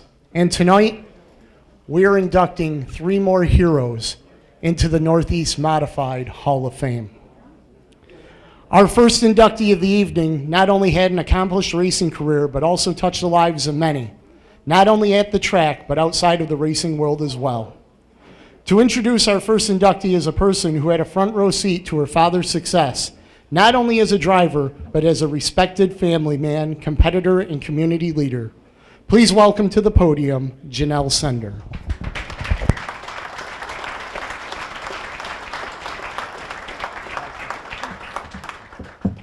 Good evening. First, this is really cool, so I need to take a video. If everyone could put their hands up, say woo! All right, cool, thanks. The number one question I get asked is, are you Bobby Wilkins' daughter? I am grateful that I can proudly answer, yes, I am. I am Bobby Wilkins' daughter, and I'm accompanied tonight with my brother, Bo, my mom, Kim, my dad's brother, Jay, along with aunts, uncles, and grandchildren. 2 years ago, my dad lost his life to a 15-month battle to brain cancer. It is with such sadness, but such happiness and excitement that we are here to speak on my dad's behalf for the Hall of Fame induction. Outside of him marrying my mom and the birth of me and my brother, this moment today would have single-handedly been the most important moment of his life. He dedicated his life to dirt track racing. Every blood, sweat, tears, every friendship, every sacrifice, every dollar, every high and every low led to this moment today, which is his acknowledgement as being one of the best dirt track racers that ever existed. To know my dad was to love my dad, unless you were a race car driver or the family and friends of a race car driver that he would always beat. Bobby truly was the man, the myth, the legend. He left such an impact on anyone around him, and the magnitude of his legacy has blown us away. He was passionate, brilliant, dedicated, a master of having fun, and of course, ultra competitive. No matter what he was trying to accomplish, he made sure to become the best. He was a firm believer, practice makes perfect. He aspired to be the greatest, and he inspired many to do the same. One of my favorite qualities about my dad is the way he was patient and loved teaching and sharing his knowledge, especially racing knowledge. I just feel so proud the impact he had on so many people, not just as an amazing dirt track racer, but as a mentor and a teacher. Over the years, we heard so many stories of what he meant to people. But over the last 2 years in particular, we heard and read such wonderful comments. I want to share a few that really paints the picture of who he was. This message I received from someone that stated, I was privileged enough to spend time with Bobby. He got my fabrication skills to another level, sitting down and talking about being in the seat. He was a mentor beyond belief. He got my head wrapped around running a race car. I received another message that said, I know he was your hero. And you can always tell when a girl has a cool dad. And wow, that was 100% right. Another person messaged me and said, there's no better memory of him being a superhero to me as a kid to later in life being able to drink a beer and hang out with him. I had my childhood superhero become my friend. And even just 2 weeks ago, I received a message from someone that said, Bobby was the best. I grew up watching him when my grandfather took me as a young kid. I'll never forget one of my parents' friends got me an autograph photo and I thought I was hot shit. Comments like these really make me say, wow, my brother Bo and I literally had the coolest dad. Imagine growing up with your dad being one of the most winning modified drivers that was loved by a huge fan base. Imagine over the years watching your house fill up with trophies and Bo and I using them as swords to fight each other. We also think that's why we have allergies, because we were subjected to dust accumulation on 1,000 trophies. Imagine being built a '69 Chevelle for your first car. Imagine watching your dad catch 1 million bass over the years thinking it was easy. Imagine your dad being so mechanically inclined that you can just call him and he has all the answers to everything. Who needs Google when you have Bobby Wilkins? Imagine riding to school with your dad every morning rocking out to CCR. Imagine your dad loving crabs so much that he instilled crab eating as a way of life. Imagine your dad being so carefree and truly just living out his dreams, which was never to do anything he didn't want to do. We all joke Dad could build a carburetor, but he couldn't cut the grass. Sorry, Mom. Imagine watching your dad be so passionate and perfecting his craft every single day. Bo and I are so lucky to have such a badass dad, and my mom was so lucky to have a husband of 40 plus years that devoted his life to her and racing and fishing. 2 messages I received that really stood out to me was someone saying, the sad part of his passing is all the knowledge that will go with him.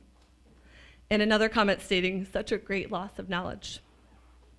Those comments hit deep and are comments that stop you in your tracks. He was so brilliant. What I can say is his knowledge is not gone. He shared it for 68 years. All of his knowledge is embedded into everyone that surrounded him and came into his path.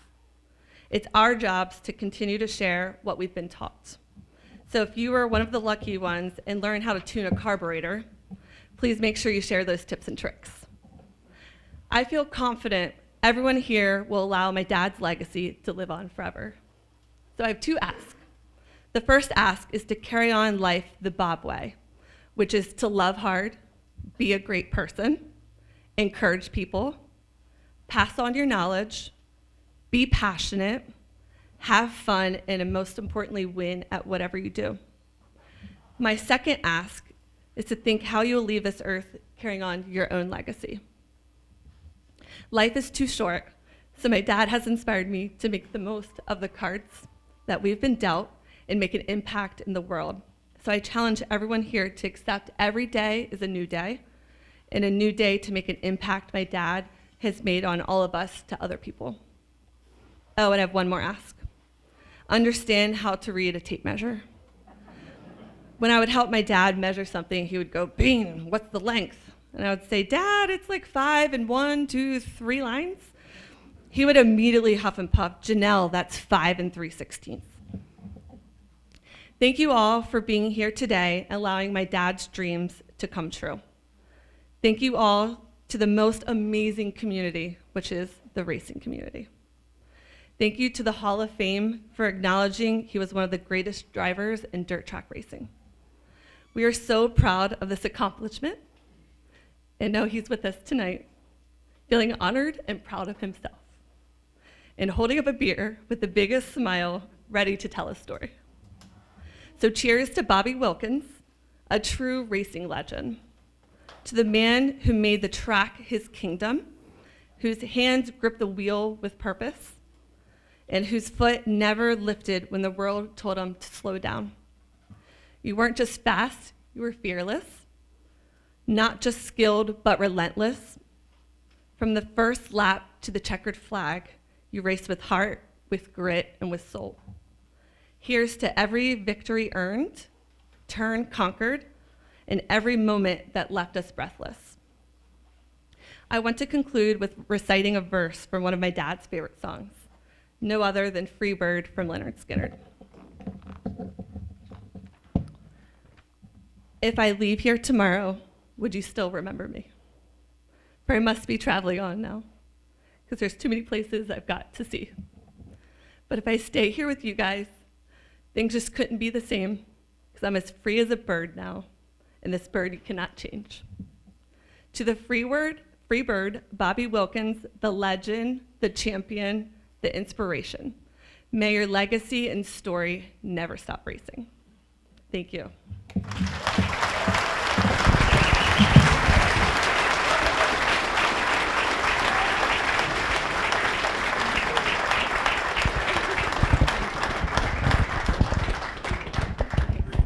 That was beautiful, Janelle. Ladies and gentlemen, I am joined up here by Bobby's wife, Kim. Kim, what would Bobby think of all this tonight? Well, you'd have to have an hour for his speech. I know. He would be so proud, and we're proud, and thank you all and all of his fans that are here and the support from the community. Hall of Fame, we appreciate this award so much. I didn't get to announce a race that Bobby was in, nor did I get the chance to meet him. But from everything Janelle said, I wish I had. He left a lasting impression on me tonight from everything that she had to say. I don't even know what to say about that. It says that he was well respected and well liked. Yeah, he was, and you know, it was a hard thing to lose him, but just to have the great memories and the racing community, and we had so much fun, and we have lifelong friends from racing, as probably everyone here does. It was just a great way, a great life with him. Are you ready to enshrine him here into the Hall of Fame? Yeah, we think it's great. We're so excited. Okay, let's come over here. I'm going to step out of the way. Janelle, Bo, if you would like to join us. Ladies and gentlemen, the newest member of the Dirt Modified Northeast Hall of Fame, Bobby Wilkins.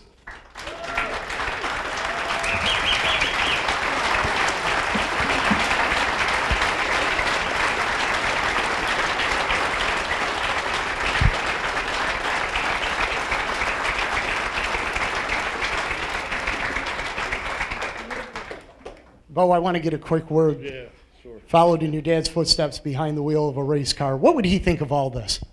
Oh man, he'd be speechless. He just, you know, he spent a lot of time dedicating, helping other people and helping myself. Obviously, I didn't have as many years as him behind the wheel, but I learned a lot. Just not really about racing, but life in general. Janelle said he was a great mentor to the both of you. Yeah, he was. He was my best friend for sure. It's hard every day, but you know, we stay positive. You know, I've got my son who wants to race now, so I'm trying to contemplate going down that path, but we'll see. Time will tell. Congratulations. Yeah, thank you very much. Thank you, everybody.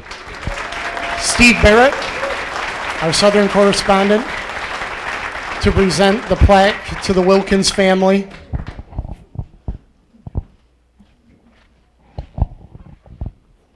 From Milford, Delaware, an honest-to-God hero in his home state of Delaware, Bobby Wilkins, immortalized here in the Northeast Modified Hall of Fame. in the class of 2026.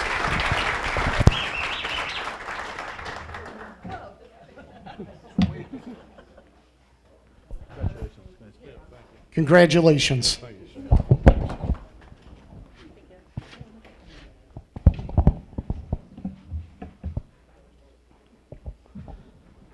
Our next inductee was simply known as the showstopper. Why? Because on most nights when he was dominant, the show stopped with him in victory lane. To introduce our next inductee is a very talented racer who, at the rate he is going and the success he is finding, will one day most likely be enshrined in these very walls, as he is the current points leader of the Super Dirt Car Series Modified Tour. Would you please welcome Alex Jankowski.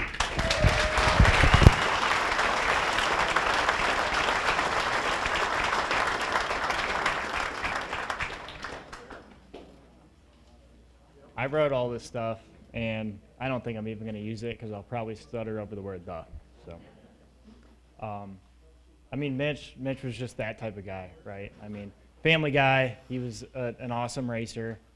As a kid, you know, if there was a candle, he'd be sitting there spraying perfume on it, trying to cause some trouble. He was just that type of guy. You know, he had a horse. He used to jump on the horse bareback and try and get it going and get ripping on it, and it was just something super cool. And for a guy that's in the Hall of Fame, when him and his buddy built their first race car at 16 years old, they got there and they argued about who was actually going to run it. They were both too scared. So it's just something super cool. I mean, Mitch is one of the best to do it. Utichrome, Fulton, Afton, 5 Mile Point, like he was the guy, and he made a lot of dedication and sacrifices in his life. Obviously, as a race car driver, it's really hard. You know, the birthdays, the weddings, you know, or even funerals. You know, you don't know what to do, and he always put his team first and always took care of his family, and I think that's just something that's really special about Mitch. Sorry, I'm probably more nervous for this when I drove for Chris Larson and Stu at Eastern States. Mitch spent a lot of time at Fonda watching C.D. Koval, Lou Lazzaro, Jack Johnson. On the way up here, I called Ronnie Johnson and was looking for a good Mitch Gibbs story, and in 1984, he bought a car off of Jack. It was a 1983 Troyer mud bus, which I think is pretty darn cool. And Jack was a bigger guy than Mitch, so what he did was he welded a bar off the roll cage to hold himself in the seat because the seat was too big. So I mean, he was super good with that car. He won the championship that year with the 320 division. He was just really good out of the gate with that car. But in 1980. He ended up racing his dad's late model car, which Charlie and Randy Kosaki built. And from my research, he ran it 5 or 6 times and didn't have any success. And I think he trashed it, and that was about the end of that race car. We all know the number 2G today. It's an icon of the sport. And, I mean, really everyone asks how they got their number. And the simple reason was you just like Dale Earnhardt in the Wrangler car. So, I mean, I think everybody here knows and appreciates the number 2G for the legacy he's left. You know, he's driven for a lot of great car owners like Skip Seymour, Gary Mann, Cork O'Hara, Roger Haru, Lance Kenyon. And, I mean, really, when you think about Mitch, he would battle it out with guys like with Todd Burley and Dale Plank back in the day. Later in life, Mitch married Dawn, had 3 beautiful kids, Danielle, Heather, and Todd. Now he has 3 grandkids, Chesney, Griffin, and Blake. Blake's racing himself now, so he still gets roped in to go into Penn Can to watch the go-kart races. Every time, like, we're running 86 times a year, and everyone finds out I'm dating Mitch Gibbs' granddaughter, and it turns into a 15-minute conversation about how cool Mitch Gibbs is and how he's a great guy. And the first thing they ask is what he's doing today, right? Like, where is he now? Like, we don't see him at the racetrack. And he's usually on a boat, no shirt on, fedora, and a Coors Light, just hanging out on Oneida with his dog Pitt, of course. I'm just really thankful to have this opportunity to talk about Mitch. I mean, I think everybody in this room knows how much Mitch has meant to the sport and how good of a race car driver he was, how clean of a race car driver he was, and what he just means to the sport in general. So I'm honored to be a part of this and to welcome Mitch in the Northeast Dirt Car Hall of Fame.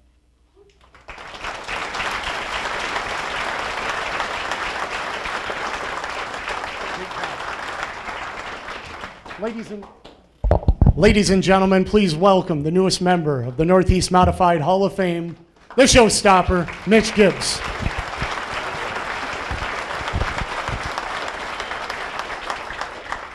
I've got to tell one of my favorite Mitch Gibbs story. We were on our way in a bus. There was a bunch of us from Utica Rome Speedway going down to Williams Grove Speedway to do a race. And we decided to make a few pit stops after the race at Utica Rome. And pit stops, I mean the local bars. And there was about 20 of us on this bus, and we're drinking, and we're on our way to Williams Grove Speedway, and it's about, I'm going to say 12:30, 1 o'clock in the morning, and we're driving, just got into the cusp of North Norwich. And somebody hollers out a screech that, I got to go to the bathroom. Well, the bus driver didn't know where to go, but somebody on the bus did, and we ended up stopping in front of Mitch Gibbs' house. 1 o'clock in the morning, banging on the door. Dawn and Mitch open up the door, and all you can see is about 30 people all over their lawn watering it. To their defense, they offered us beer. Mitch, congratulations, man, here at the Hall of Fame. Yeah, thank you very much. I'd just like to thank my family. I got a lot of family members here. You know, my crew, one of my crew members, Mark Gottschalk back there. We had the best family for racing, the best crew, best truck drivers. We just had the best people, and that's why we won a lot. But the best people, as we've heard from numerous people tonight, when you surround yourself with best people to be successful, and that's what you did. Yep, that's what we did. I was very lucky. I had a lot of really talented, good people helping me out, and they made it easy for me.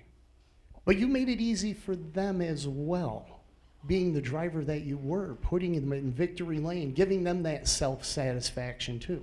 Yeah, I loved racing, and I loved winning more than racing, and that's what I wanted to do. That's all I wanted to do was win. And you know, the guys, everybody surrounded me, especially my family. I raced over 100 events a year for a long time, and that's my family supported me. The late models, the old 320 series, the small block modifieds, the big block modifieds, success in all of them. What kept you focused? What drove you besides the winning? You know, I don't know. I didn't get much sleep. I know that.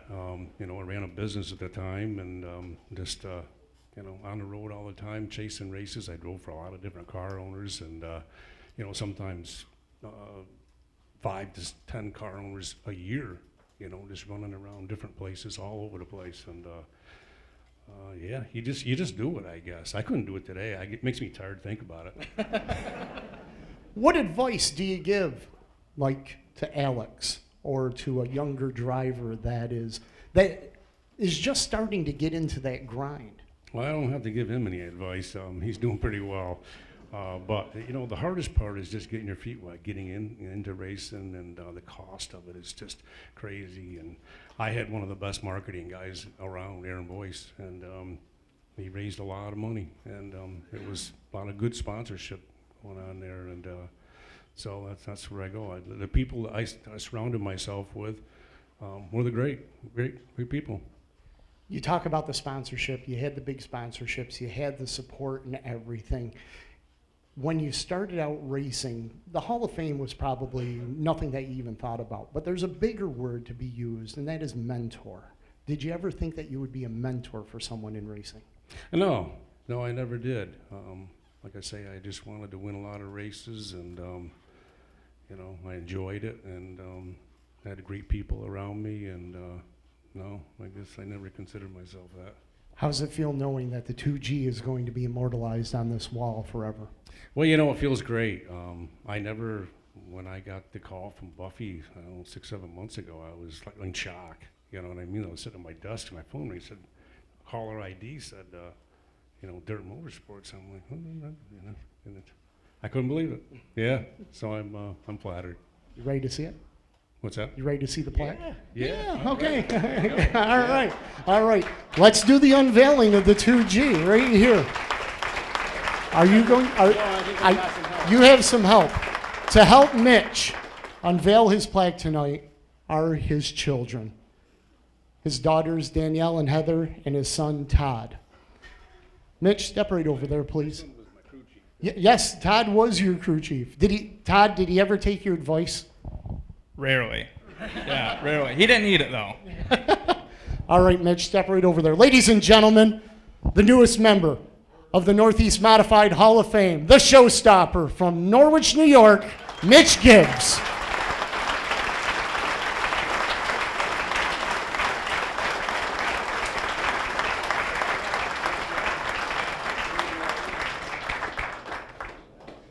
How's it look, Mitch? Does it do you justice? Oh, yeah. Yeah, looks a lot younger than I am, though. Step right over here as Rich Appleby is going to present your plaque. The showstopper from Norwich, New York, Southern Tier Cyclone who tore up the New York tracks for more than 40 years. Ladies and gentlemen, Mitch Gibbs.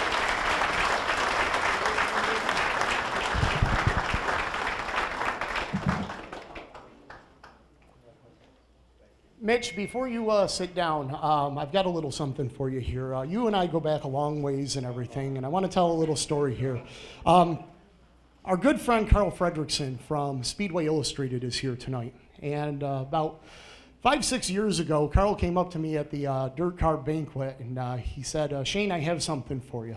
And what he gave me was a coin. It's called the Challenge Coin. And to give you a little background on this, it originated in the United States military to signify membership in a unit. When a person meets a standard of excellence, it is said, you represent the best of us.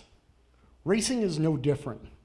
We are part of a unit that recognizes excellence. These coins are rare, and they are presented on special occasions to someone deserving.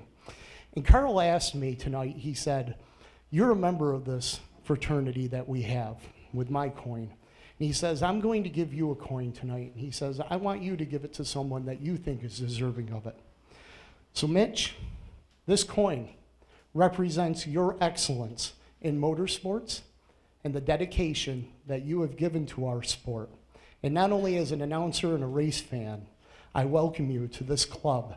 It's a select club, and your name will be put on the registry of the recipients for Speedway Illustrated, and it is my honor to present it to you.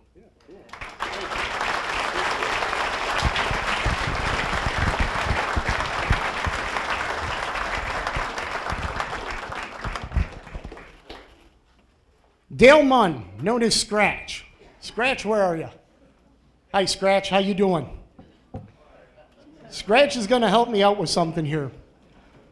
There has been a pit bike raffle going on, and I want to tell you a little bit about it.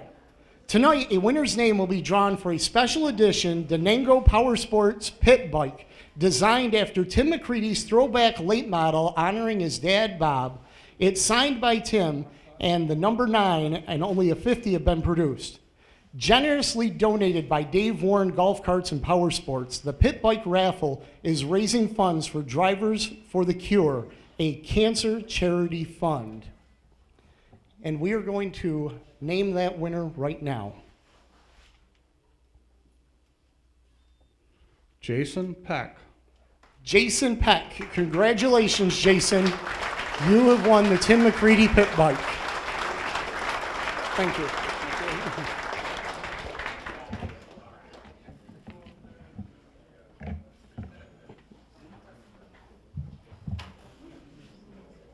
Our final inductee of the evening grew up with one of the best, and I do mean the best, to ever strap behind the wheel of a dirt modified.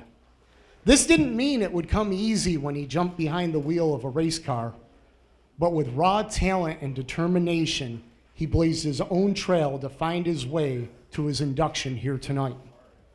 To introduce our next inductee is a man who narrated firsthand the many talents of that this driver possesses. Please welcome longtime voice of dirt motorsports for Rush Hour and This Week on Dirt, and from the class of 2024, the recipient of the Andrew S. Fusco Award for Media Excellence, Doug Logan. Johnson is second, and the battle rages down the backstretch. Now McCreadie goes up over the berm. It goes over. Fremont is Mr. Dirt Track USA.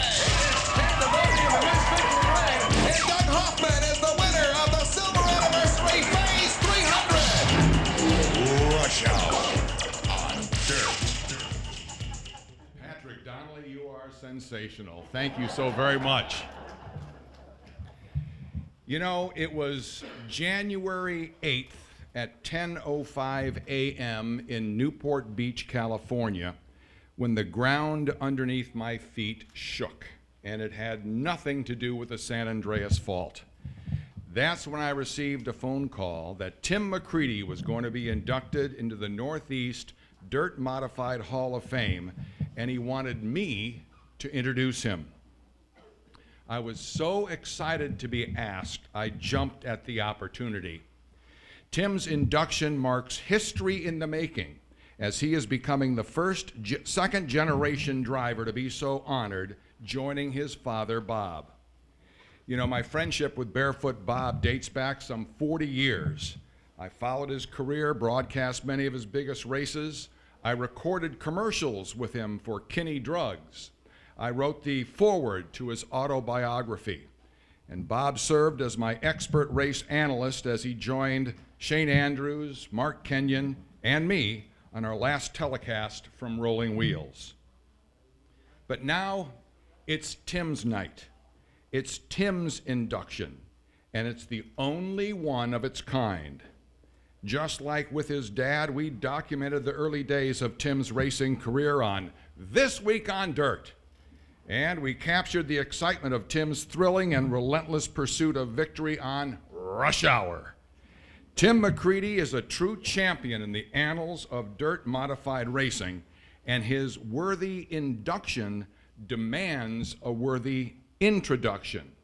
So I put together my own race team to assist me in marking this historic moment. And by their enthusiastic participation, each contributor, Tim, sends along their heartfelt congratulations. Most people think of Tim as a modified and super late model champion driver. I look back to September of 1975 and see a 17-month-old kid sitting on the steps of Bob's one-car garage watching us change a motor. From racing go-karts to being part of his dad's pit crew to being a winning race driver, Tim has always worked at being the best at his craft. Signed, car owner and crew member, Hugh Naylor. My first time at Bob's house, I had my three-wheeler ripping around a nearby park like a Mario Andretti, and out comes this little kid on a go-kart looking for a way to pass me. He was only about 10 years old at the time, but even then, he was probably already good enough to sign a deal to race a modified. Signed, Hall of Famer, Alan Johnson.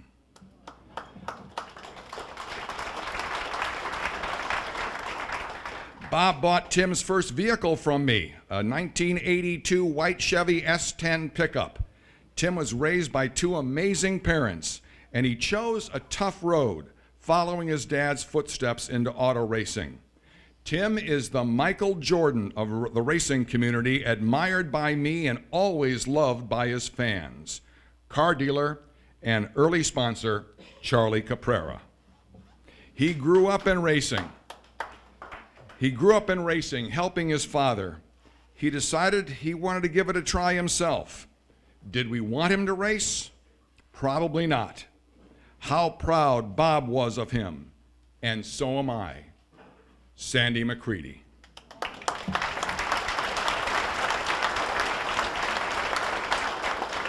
We were at Weedsport or Rolling Wheels when Bob sent Tim out to warm up the car, telling him, take it easy, hug the bottom of the track. As soon as Tim pulled onto the track, Bob leaned over to Jack Johnson and said, buzz him as close as you can, flat out. Tim got the scare of his life. Tim was not given a golden platter. This honor is not only well-deserved, it has been earned, just as Bob said it should be. Fred Fitch, Syracuse Frame.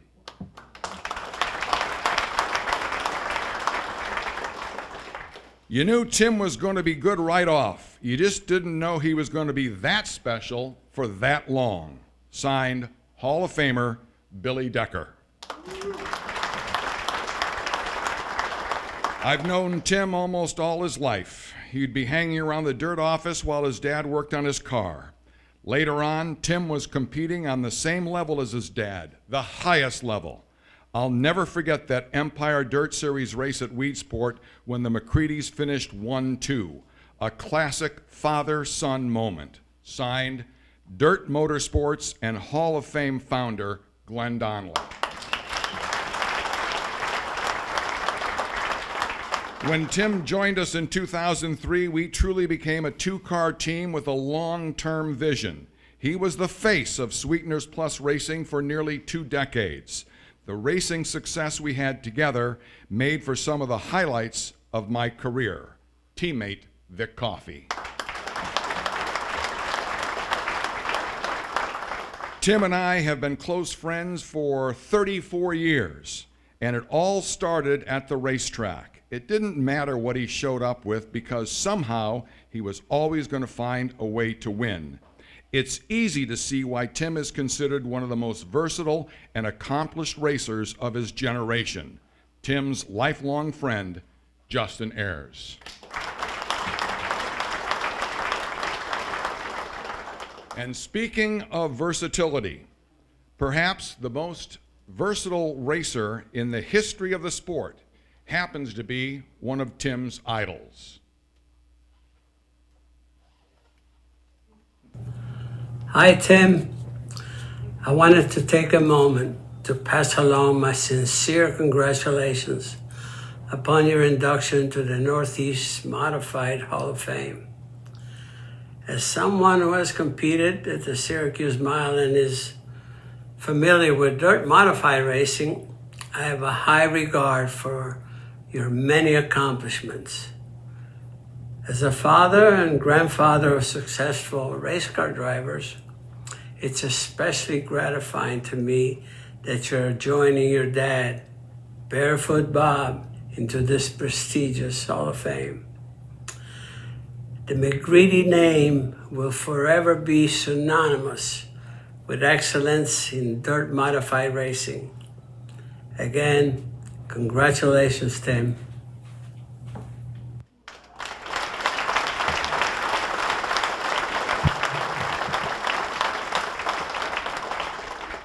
And finally, I have one more testimonial. I cannot describe the thrill of racing with your own son. Whether he beats me or I beat him is pretty immaterial. Just being out there wheel to wheel with Timmy is all that matters. It's a feeling I wish every father everywhere could feel at least once in his lifetime. From his autobiography, Barefoot, Hall of Famer Bob McCreadie.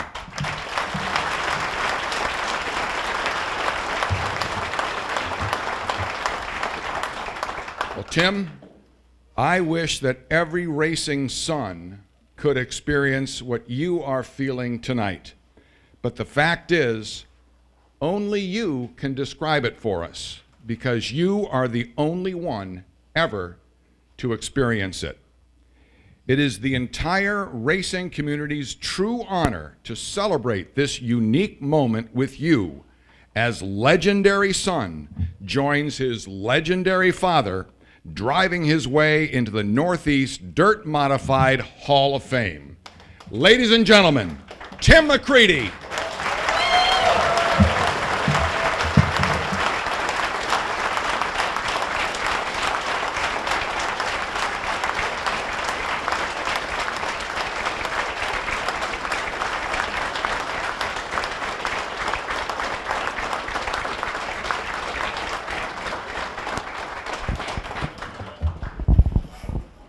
Tim, first and foremost, welcome to the Hall of Fame. As Doug alluded to, the first father and son to be enshrined into the Hall of Fame.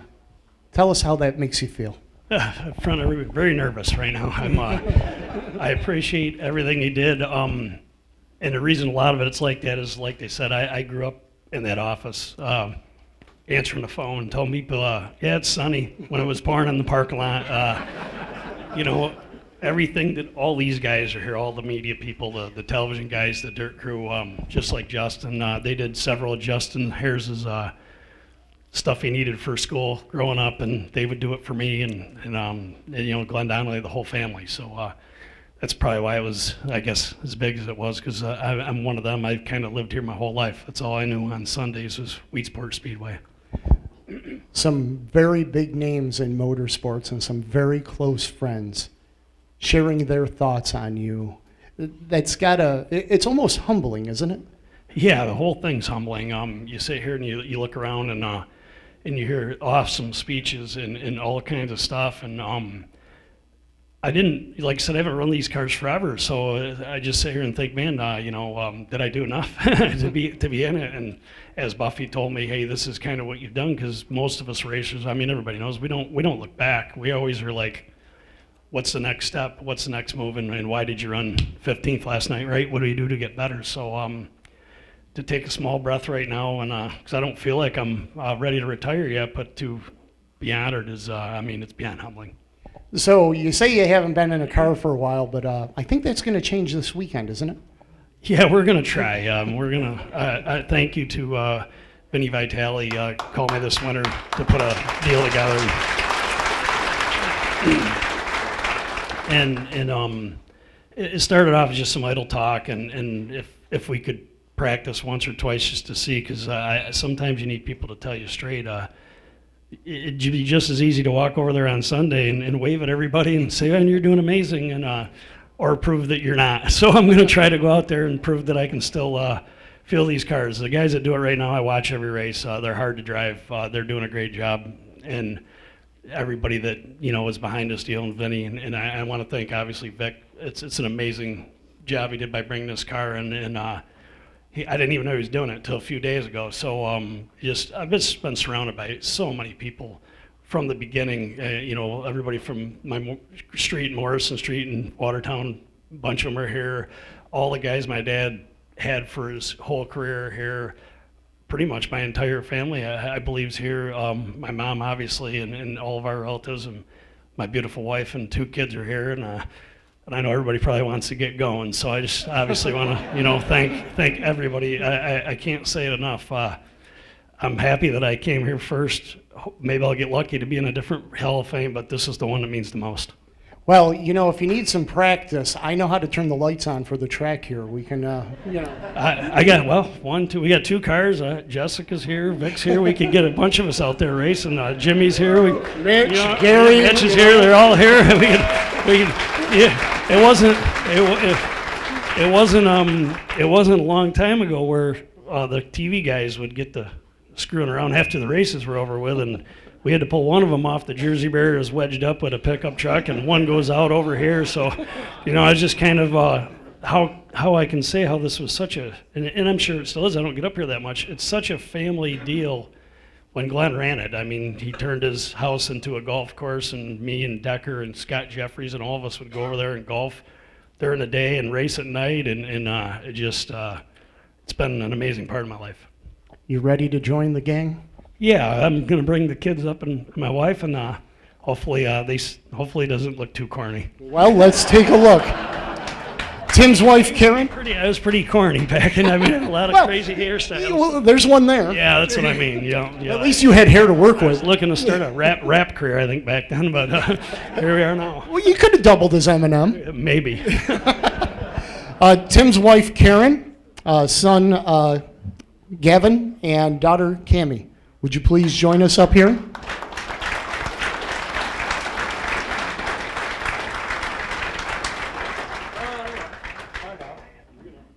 Ladies and gentlemen, please welcome to the Northeast Modified Hall of Fame, from Watertown, New York, T-Mac, Tim McCreadie.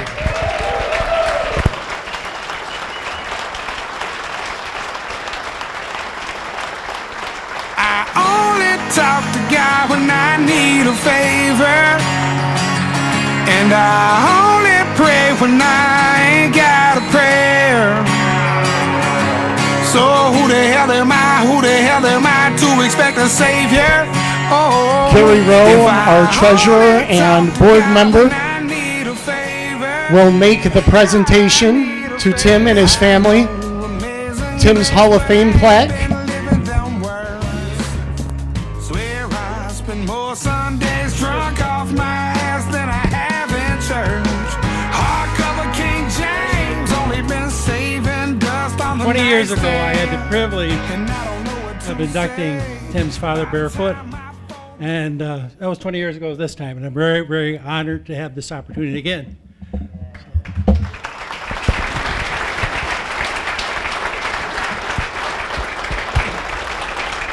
Ladies and gentlemen, please welcome to the Hall of Fame, Tim McCreadie.